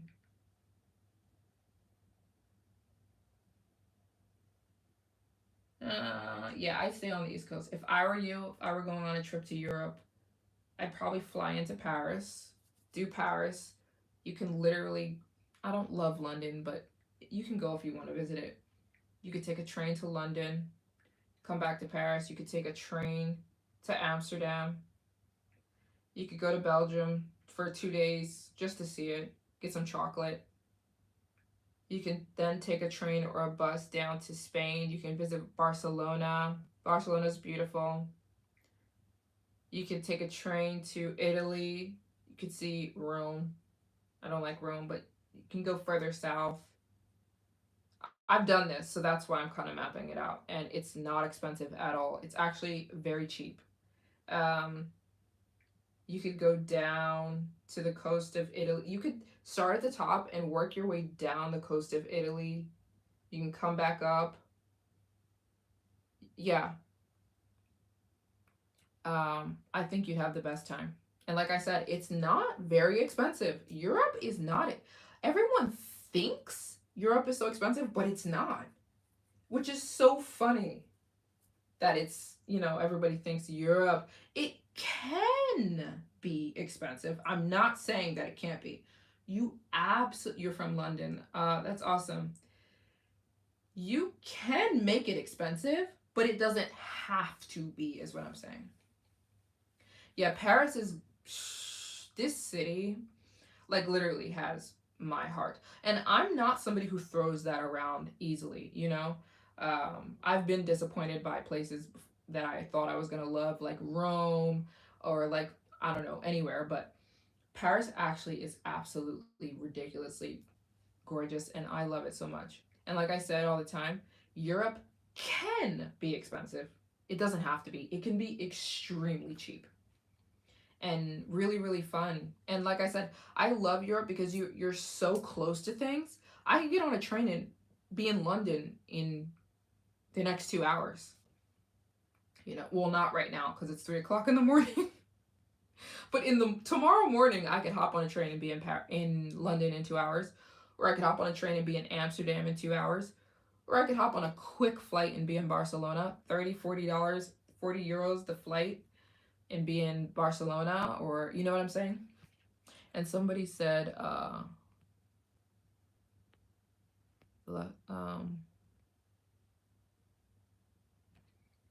you're taking your child to Hawaii when she graduates high school. Hawaii's beautiful. Andy's from London. From London. That's cool. Did you hear my British accent? Um, yeah, Paris is a dream. I love it, especially certain areas. There are certain areas of Paris that are really touristy, but not all the areas. You know, Luxembourg, Seine, Vienna, and Hamburg are all pretty close. Yes, they are, and they're beautiful. Luxembourg was a little boring for me, but Vienna, I loved Vienna. Hamburg was really cool. Yeah, Europe has so much to see. So I would, when somebody says I'm going to Europe, where should I go? I'm never gonna say one country because it's a bunch of countries next to each other. You can go to multiple countries. You could split your time up. So I definitely say you should take a trip around Europe. It is so easy, and there's certain things I don't do. For example, I don't take the metro in Paris. I haven't taken it in years. It's just a little bit too dangerous for me now. Um, but uh, what I mean by dangerous is nobody's gonna kill you, but there's people will steal your phone, or they'll take your wallet, or they'll take your handbag right out of your hand. You know, so and it gets a little bit too like everybody's like this in the train. I don't like that, you know. So I walk everywhere. I love walking. Paris is such a tiny city. You can walk or take a bike. So that's what I do. Um, love your Paris walk. Thank you so much, Tina. Thanks so much. You know what? I wasn't going to do any more Paris vlogs, but on the lives, you guys said you liked them. So, um, more Paris vlogs to come. And if you're waiting for me to be back in Africa, don't wait much longer. I will be back in Africa in about 2.5 weeks, as I know some people are like, I'm ready for you to get back on the challenge. Don't worry. Be back in like 2.5 weeks. I missed the vlogs on your channel.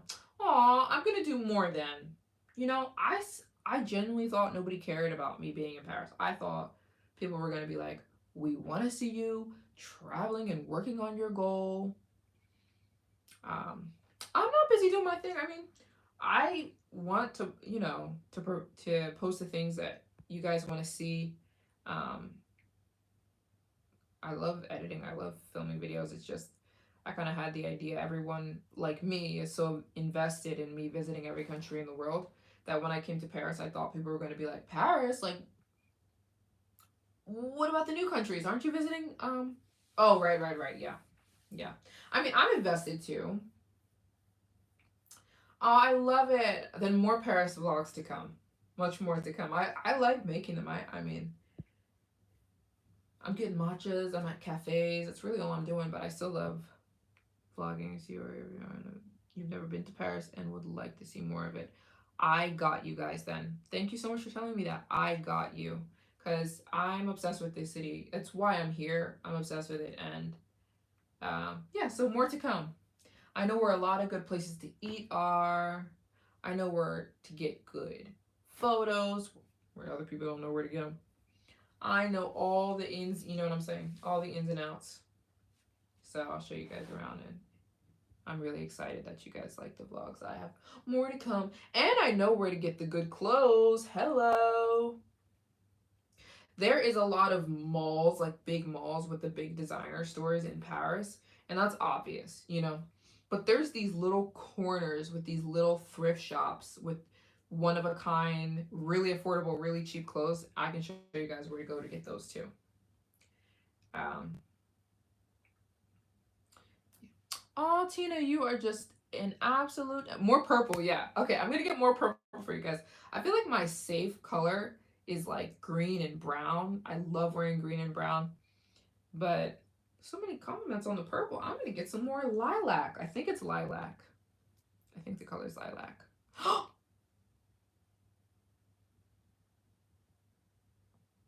We just got. Oh my word, David! David, thank you so much. Okay. I'm trying to calculate. We're literally at, was it 350 now? Thank you so much, David. Aww. That's huge. Thank you so much. I love the little avatar thing you sent. Whoa, whoa, whoa. Whoa.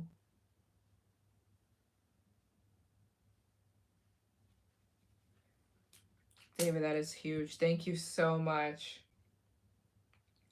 We're now at 350. We're so close to the... Tina, you were right. We're so close. Shout out Dr. David. Thank you so much. That is monumental. Usually I can like heart it. Thank you. You guys are so kind. You're helping me with this goal. Tina, you're right on it. You're on it. Hey, hope as well. Wondering if you plan to come back stateside. So many travel bans coming to African countries by U.S. administration. No. Yeah, I don't plan to come back stateside. No. And there's no travel bans. Well, there can be like there's no such thing as a country. There's no such thing as a country not letting a person into their country. Anybody can apply to go to any country. So I always say that to people. Like the first time I went to Afghanistan, technically Americans weren't allowed into Afghanistan. I just went to the embassy and asked them to let me in. You know? So travel bans they're usually political, you know? They're usually political. Things are blown up on the internet, so I'll be perfectly fine. And like I said, the first time I went to Afghanistan was right after we had just pulled out of Afghanistan in a really horrific way. They had banned Americans from going. I just went to the Afghan embassy and I said, "Can you let me into your country, please?" And they said, "Yeah, sure."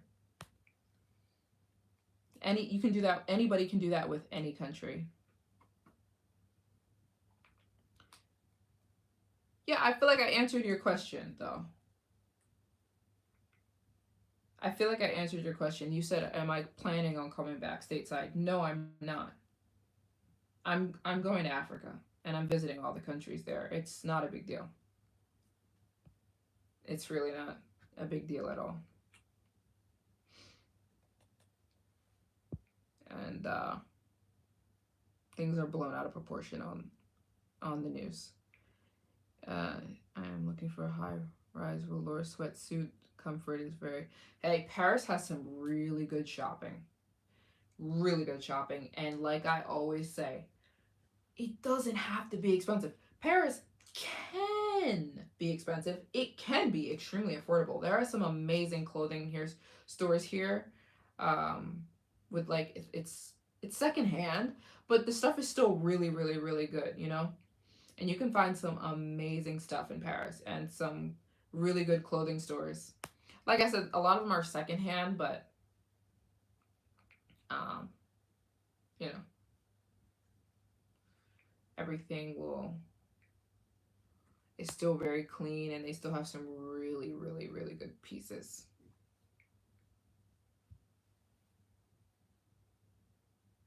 Thank you so much, Horizon. Thanks so much. Appreciate you stopping in and asking your question. Full steam ahead. I'm visiting all the countries in Africa. We're not stopping. You love vintage. So do I. I love things that have a story with it, you know? Not all things are good quality, but some you can find some really good quality stuff, you know? Not all things. No, some things. Especially here. Garage sales, thrift stores. I definitely collect patches from all the countries I visit. I collect patches, postcards, stickers, and money. I always keep $1. My grandma has it, but I still have part of it. I keep $1 from every country. I love money. Like, I love looking. One of my favorite things to do when I land in a country is like look at their money, you know? Like, I love when I went to South Africa because their dollar has a lion on it. It's so beautiful. It has like the most beautiful lion. There, I don't know. I just love looking at the money. And like, also another country I love, Namibia has a lion on the money too. South Africa and Namibia have like a big, beautiful lion on the back of their money. It's so beautiful. Oh,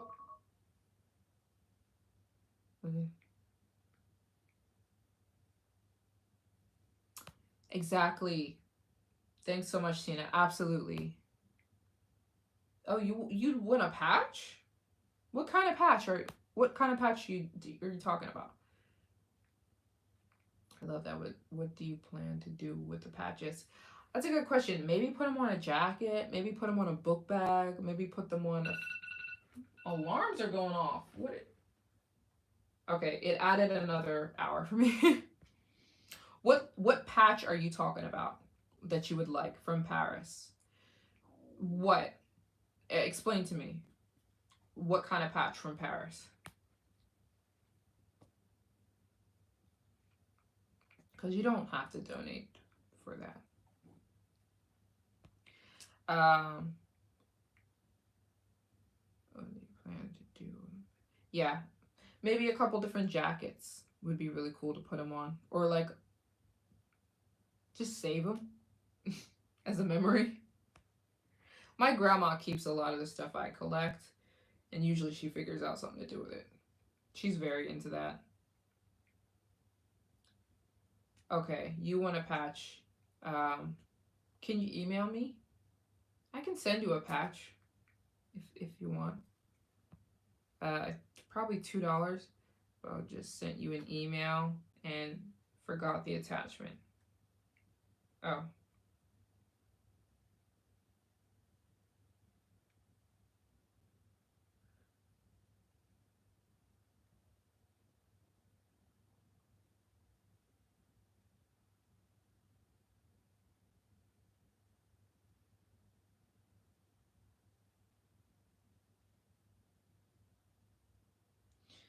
yeah.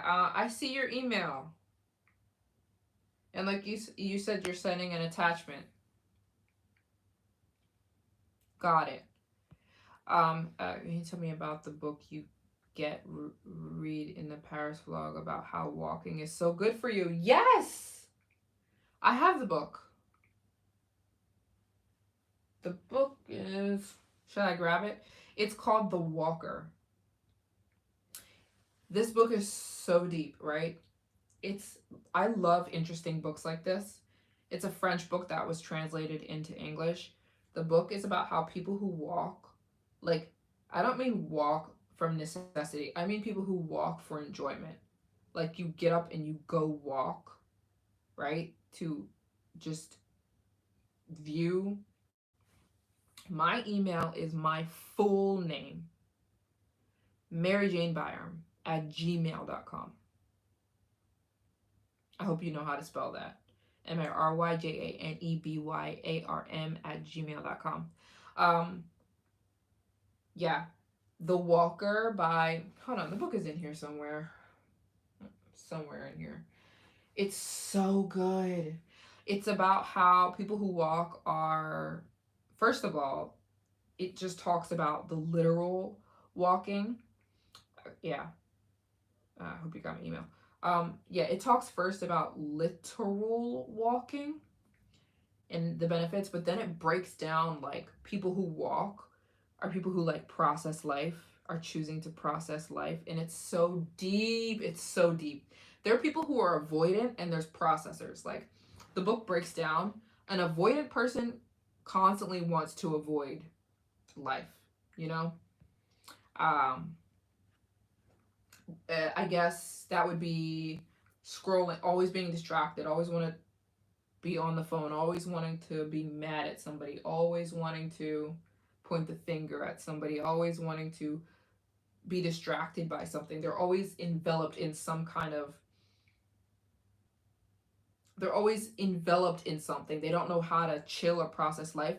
A person who walks will like get outside and go for a walk. That person is processing. Like, do you know what you're doing while you're walking? And I don't mean walking and like scrolling on your phone. I mean you're walking. You're not scrolling on your phone. You're enjoying the walk. You're processing. So anyways, the book is so good. I can find it. Give me a second. It's in here somewhere. You walk to the store. Yeah, it's a little bit different if you're walking to somewhere. That's different. The book talks about people who walk for enjoyment. I like the book Tuesdays with Morrie, which is about life lessons learned from a dying man. Wow. That sounds like a good one. Why walk to a nearby store's Trader Joe's? You said you walk to Trader Joe's. You know what? That works too. The book was more so talking about people who walk for enjoyment, like they're not headed anywhere. But walking to Trader Joe's, I love that. Hold on. Since she brought up the book, I want to grab it. Hold on, give me 2 seconds. Let me grab the book. Okay, I got it. I'm back. Ooh. Yeah, this is the book. It's called The Walker, on the Findings and Losing Yourself in the Modern City. Yeah. Let me see if I can hit you guys with something. Let me find a good passage in here.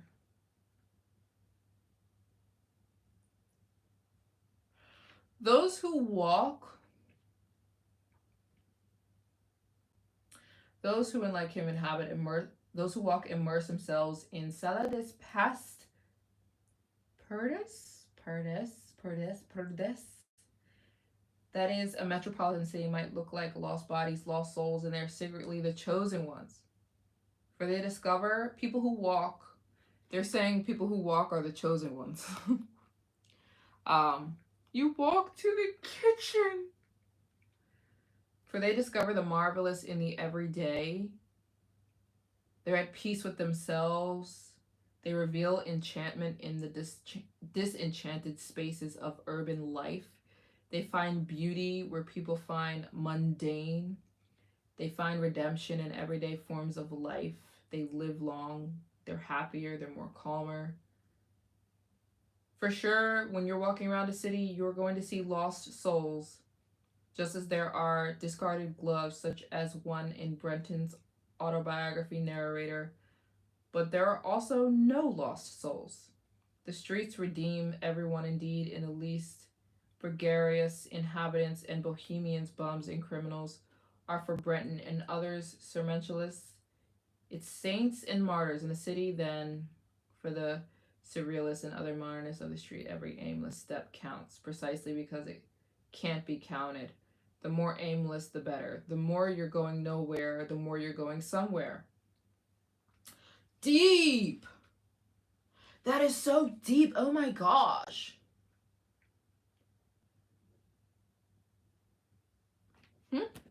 Hi. Oh, sorry. Hi, guys. What happened? You walked in. What happened? Oh, I got a donation. I got a donation. What? Did I miss something?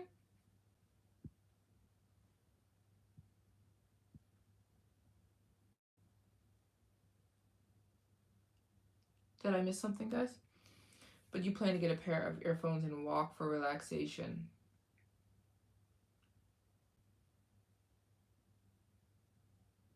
Oh, super chat.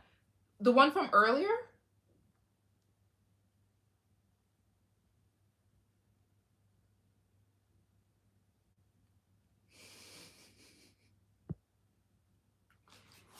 I think I acknowledged the super chats, right? We got 120 and we got 150 from David, and earlier we got 10 from a troll. But I think I acknowledged all the donations, right? I think so. Let me know if I didn't.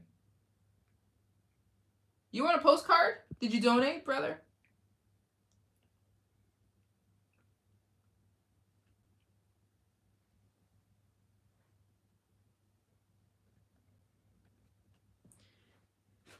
But wasn't that deep what I just read you? Wasn't that totally deep? I don't know. The book is good because it talks about what it means to walk. It's like it's way deeper than the surface level stuff. Yeah. Someone who can get lost in a crowd. I love it. Yeah, it was deep.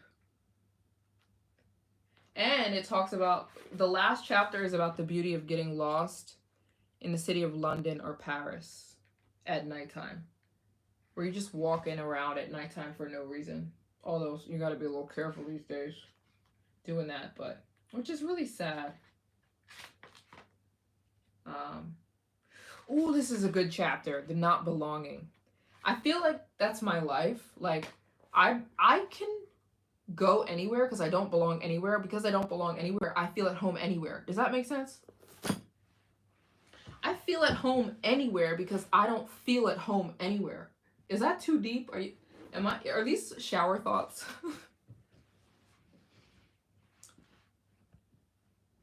um yeah, but that's truly why I can travel anywhere in the world and feel at home anywhere. It's because I don't feel at home anywhere. So I feel at home anywhere. I hope I'm making sense. And that book breaks it down. That book talks about it. It's like when you don't belong, you can belong. It's like I can be in a crowd of 1 billion people and I feel perfectly fine. Yeah, check out the book, you guys. It is a good book. Your home wherever your daughter is. Absolutely.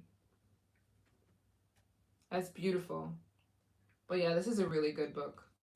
And it's about people who find beauty in the stupid things that nobody cares about anymore, like walking for no reason. Nobody wants to walk for no reason. Why? I'll take an Uber, you know, or I'll just sit on the couch. I'd rather be sitting on the couch. Yeah, it's a good one. It's a good one. A 10 out of 10. Highly recommend. And it talks about how walking can literally help you process. So like if you go through a bad breakup, say you just go through a horrific breakup, literally you should walk.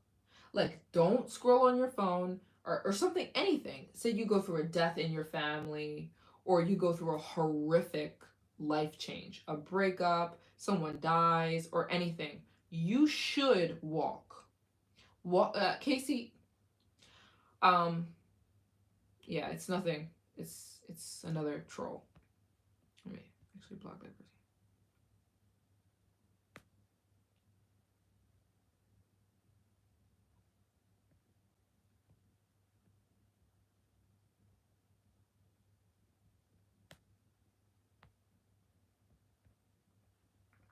Um, yeah. The book also talks about how walking literally makes your brain process. So it's good. You will literally find yourself getting over things way quicker. And it sounds so stupid, but it's so true. You literally need to process things in life. You can't process unless your mind is in a certain state, which helping walks you get into. That's exactly what you did during breakups. Loss. Yes. Walking is superior. It helps you process. And it sounds so stupid. How's walking going to help me get over a breakup? How's walking going to help me get over a death in the family? It does. It makes your brain process. Yes, and it releases endorphins. Absolutely. It absolutely releases endorphins. And it makes you process things. And it's riding a bike, no. Riding a bike doesn't do the same as walking. Walking is completely different. Riding a bike has its own benefits, but walking is superior by far than to riding a bike when it comes to processing and when it comes to benefits. Because you can be on adrenaline on a bike. I'm on adrenaline when I'm on a bike. When I'm walking, there's not adrenaline there.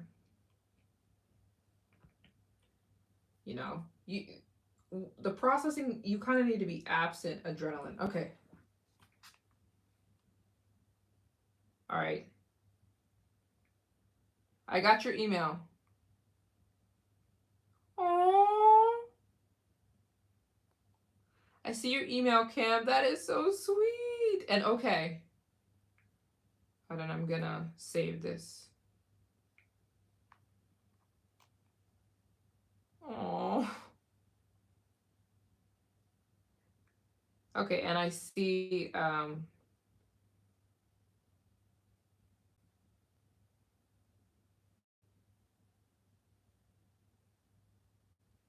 Yes, and our private chat will be private.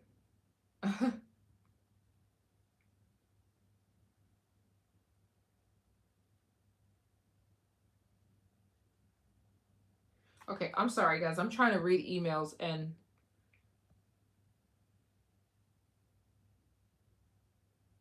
yeah. Um, yes, nature is healing. Absolutely. There's a church on a hill. I walked up the hill and sat on the bench in front of the church and looked up at the mountains and nature. And I've done that too. I told you guys I was going through crazy heartbreak. It's the reason I moved to China. I was devastated. I mean, that's why it was so easy for me to move to China on the other side of the world when I had never left the United States before because I was heartbroken. So I felt like numb, to the world. So I didn't care if I was in Afghanistan, I didn't care where I was or in China. I just was numb. So um, when my mom had suggested I go to China, I was just like, okay, because I was so numb inside, because I was heartbroken. And I go to China, and my sister was there, but she was working all day. So I was by myself. All I did was walk. Like I had nothing else to do. I didn't have a job. I was in China for the first time. I didn't know how to speak Chinese yet. I didn't have any friends yet. I had nothing to do. All I did was walk. And like I didn't even know what was happening at the time. My mind was processing. I was getting over things. I also was just enjoying this new country that I didn't know anything about in such a beautiful way. And I wasn't doing any headphones. Yeah, headphones kind of take away from the walking experience.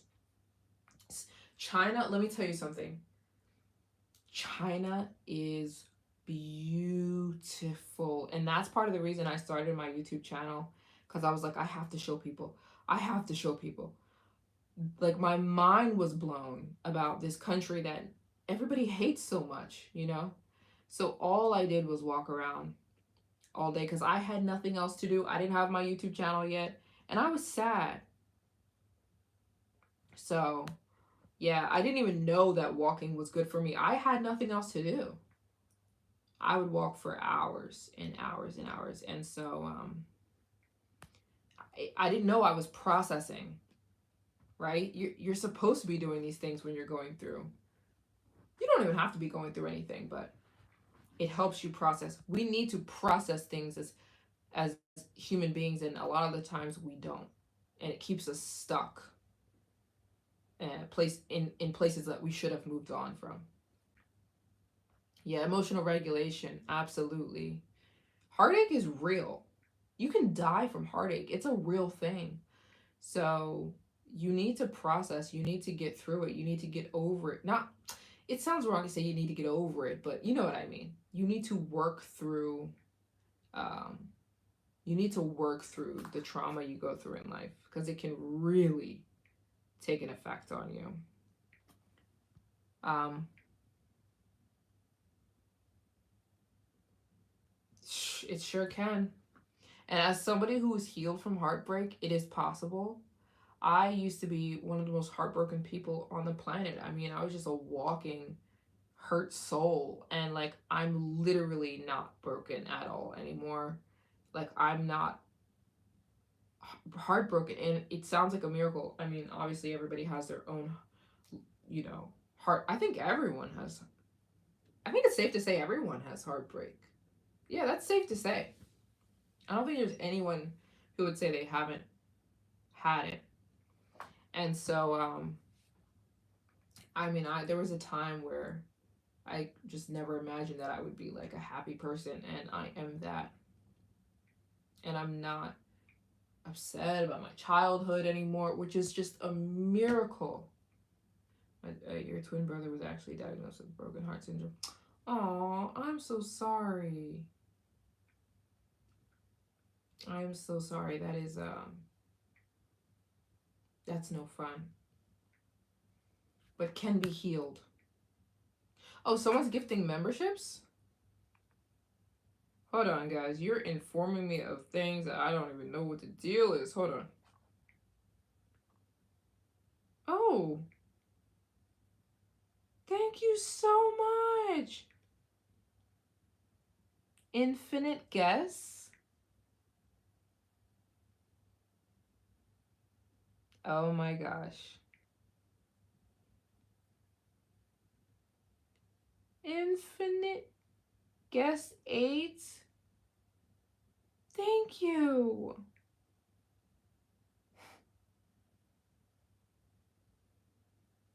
Thank you so much. I don't know your name, but Infinite Guess, thank you.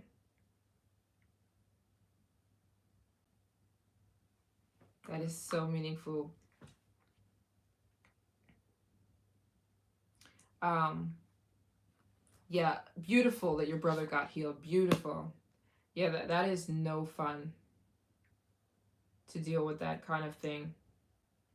That is very real, but can't exactly be, fixed with, I don't know, something traditional. Wow, we just got some new frequent flyer members. I love it. I have so much content on this channel and will continue to post more content for my members. So, shout out to the people who gift memberships. That is just the sweetest thing ever. Yeah, our brains are squishy. Aw, you're so sweet. I don't know if I do, to be honest. I don't know if I have East African origin. I don't think so, but thank you so much. Yeah, our brain is very squishy. Literally. Yeah, absolutely. Whatever we drink goes in there, which is scary, It's scary to think about. What are we looking at, guys? What are we doing here? I love talking to my people.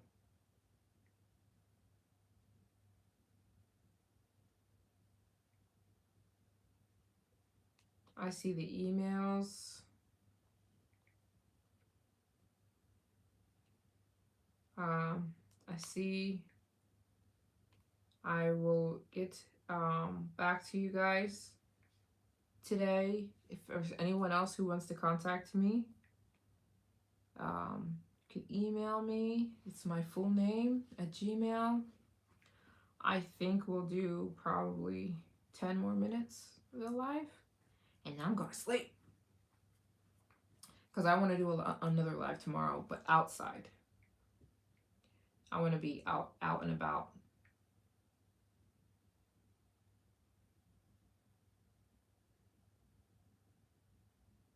Tina, you're a part of it. You're a part of it. What do you mean? What would the live streams be without Tina? Which I'm going to contact you about. I have some ideas. Um, um, Michelle! It's your first time commenting, but you really enjoy your... Michelle! Thank you, Angel. I'm so glad you tune in. I'm so glad you let me know. That means so much to me. I'm honored that the internet is a very big space and something brought you here. I'm extremely grateful. And you've made my whole day. Thank you so much for saying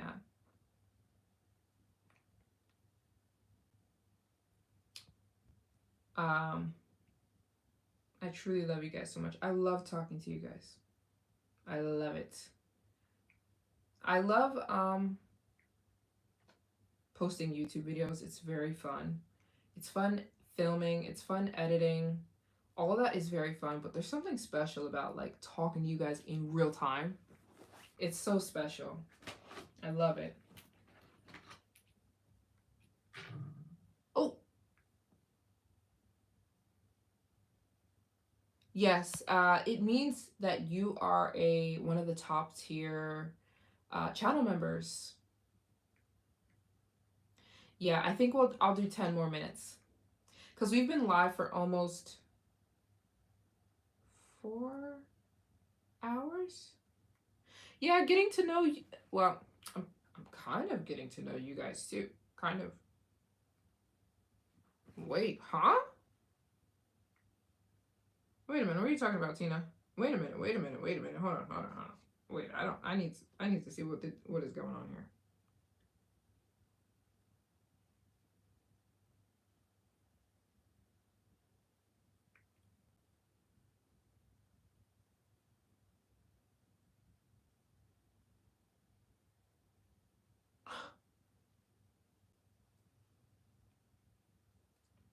Excuse me.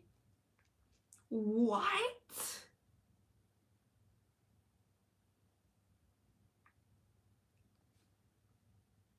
Oh my goodness.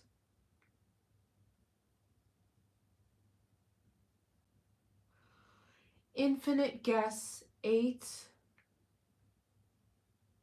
Thank you so much.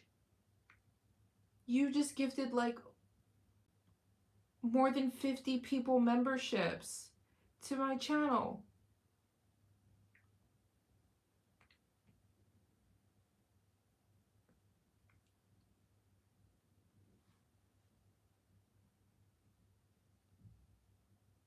Oh my word.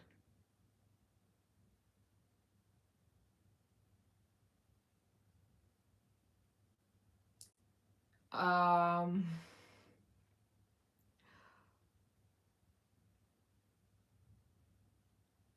Hi Kay. Oh my god, this is so.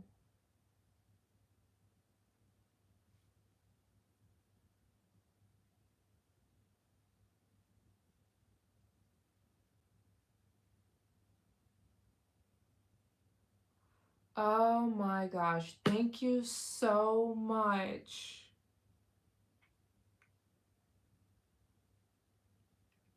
Thank you so much, Infinite Guess 8. What an unexpected, huge blessing. I can cry. Oh my word.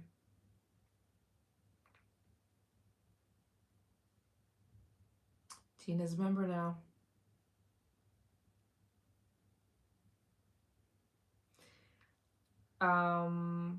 Infinite Guess 8, you are an angel. Me too, girl. I am just so unbelievably overwhelmed, and I think we literally have hit the goal because of Infinite Guess 8. We've hit it. Thank you so much. I'm speechless. I don't know what to say. I'm so grateful. Thank you so much.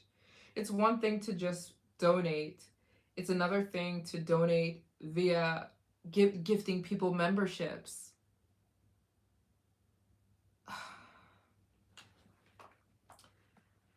Oh my goodness. We've hit the 500 mark. Thank you so ridiculously much.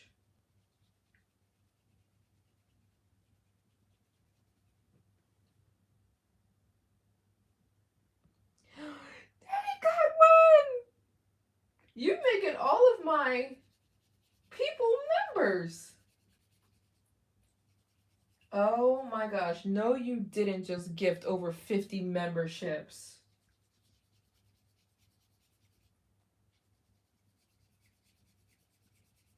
Insane. Thank you so much. Stack Bundles is now a member?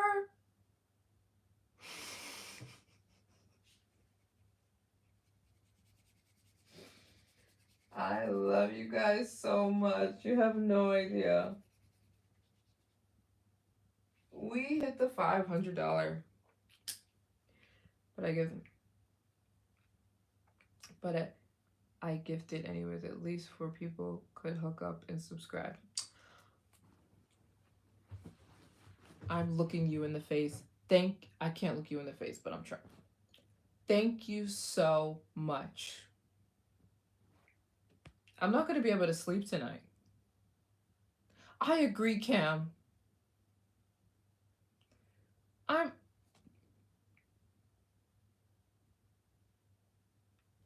not going to be able to sleep tonight. Listen, I don't know where these angelic humans came from, where you guys came from, but I'm so glad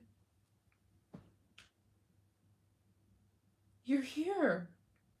I don't get it. This is God. Thank you so much, guys. And thank you to, I don't know your name, Infinite Guest 8. That is no small deal. That is huge.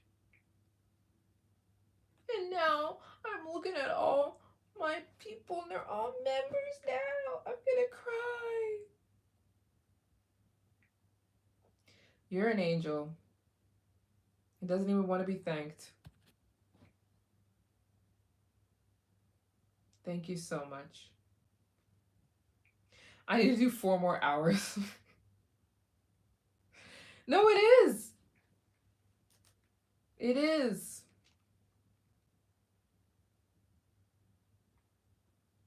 It's too cheap. No, it's not.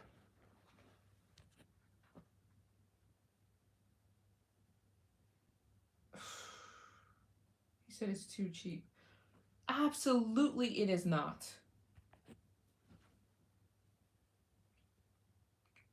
You are. It is a huge blessing. Thank you so much. Stack bundles, 4 more hours. 4 more hours would be 7 a.m. for me.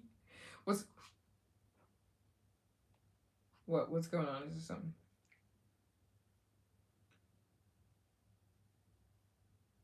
He's doing it. He's doing it again.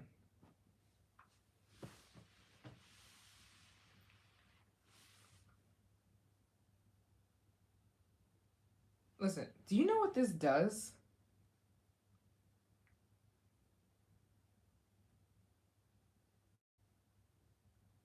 Michelle got one.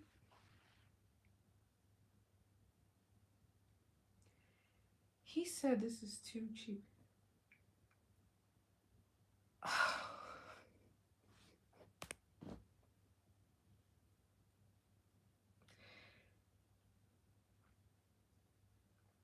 Oh my goodness gracious.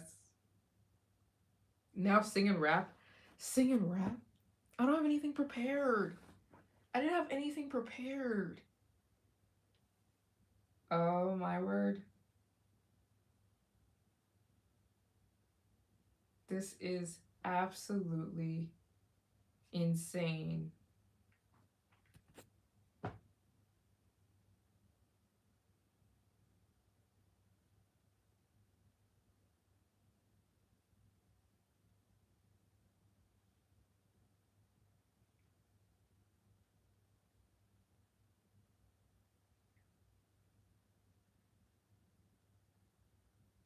We love you. Thank you so much, Infinite Guest 8, on behalf of me, my subscribers, my people, including you. I'm so happy. I don't know what brought you here.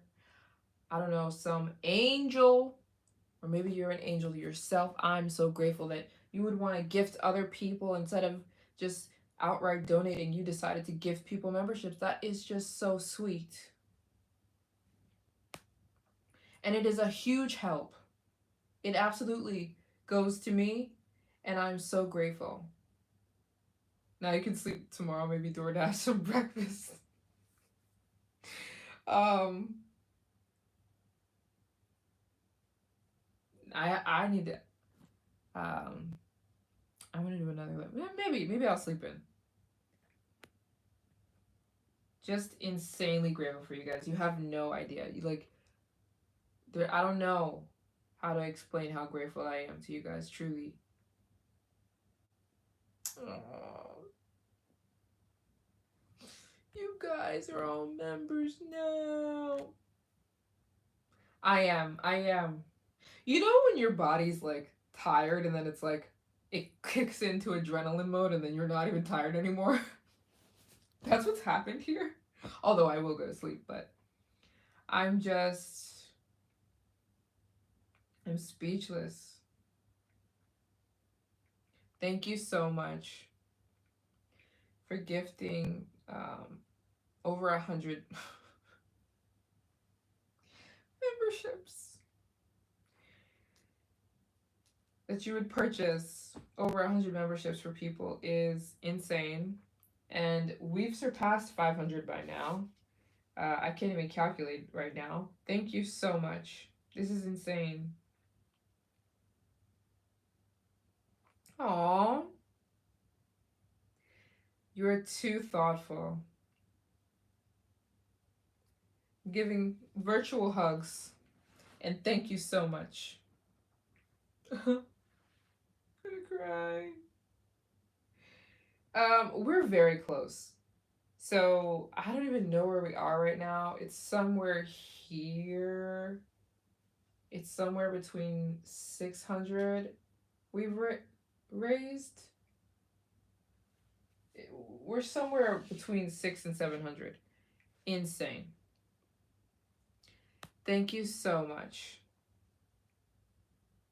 Lovely. Thank you so much. You've been rooting for me. The donations are, I mean, I'm speechless that there's people who want to help me physically with this goal of visiting um, every country in the world. So I can't even explain how much the donations mean to me. $5, big giant amounts. They're I'm speechless. And that you guys are helping me make this goal possible of visiting every country in the world. And but the people also that show up to talk to me and just want to hang out and talk and you know I'm grateful. I don't know how else to put it. I'm grateful. I couldn't have dreamt this up, and you guys are literally like my travel buddies. I love talking to you guys so much. Maybe um okay, you're sending me an email. Got it. All emails, that's the best way to contact me if anyone ever wants to. I'm always on my email. I see all the emails. So I see that you're going to email me, Michelle. No problem. I'm going to go through my emails before I go to sleep. Have a good evening, you guys. Tonight has been insane. We have raised, I don't know the exact number. It's somewhere around 700. And the goal was 1,000. So I am so grateful. You guys are insanely a huge blessing to my life. Um, oh, your daughter's fine. That's a blessing. That's a huge blessing. So I guess I don't need to pray that that that she'll be okay. That's amazing. She's resilient. So yeah, I'm gonna go to sleep. And I'm gonna go live tomorrow, but outside. Like I want to walk around the city a little bit so that um, I can switch it up a little bit. So it might be a little bit earlier. If you guys have time, tune in. If not, I'll save it. You can watch it later. And so yeah, I love, like I said, dude, what do I love more than talking to you guys? I don't know. So all the emails I'm gonna check before I go to sleep. I'm gonna go to sleep. Um, okay, okay. I wasn't gonna think about it too long, but I was definitely gonna pray for your daughter. Um, but I'll switch it up now, and that's good to hear that she's okay. Um, yeah, that's what I'm gonna do. Dawn needs prayer, so I'm gonna pray for you, Dawn, and I'll see you guys tomorrow. Maybe same time, maybe a little earlier. But yeah, I wanted to walk around the city, show you guys around a little bit tomorrow during the live, and I love you guys so much. So I hope to see you tomorrow. If not, see you later in the week. Love you so much, girl. You have even sweeter dreams. Love you guys so much. I'll see you really, really, really soon. Love you guys so much. God bless you.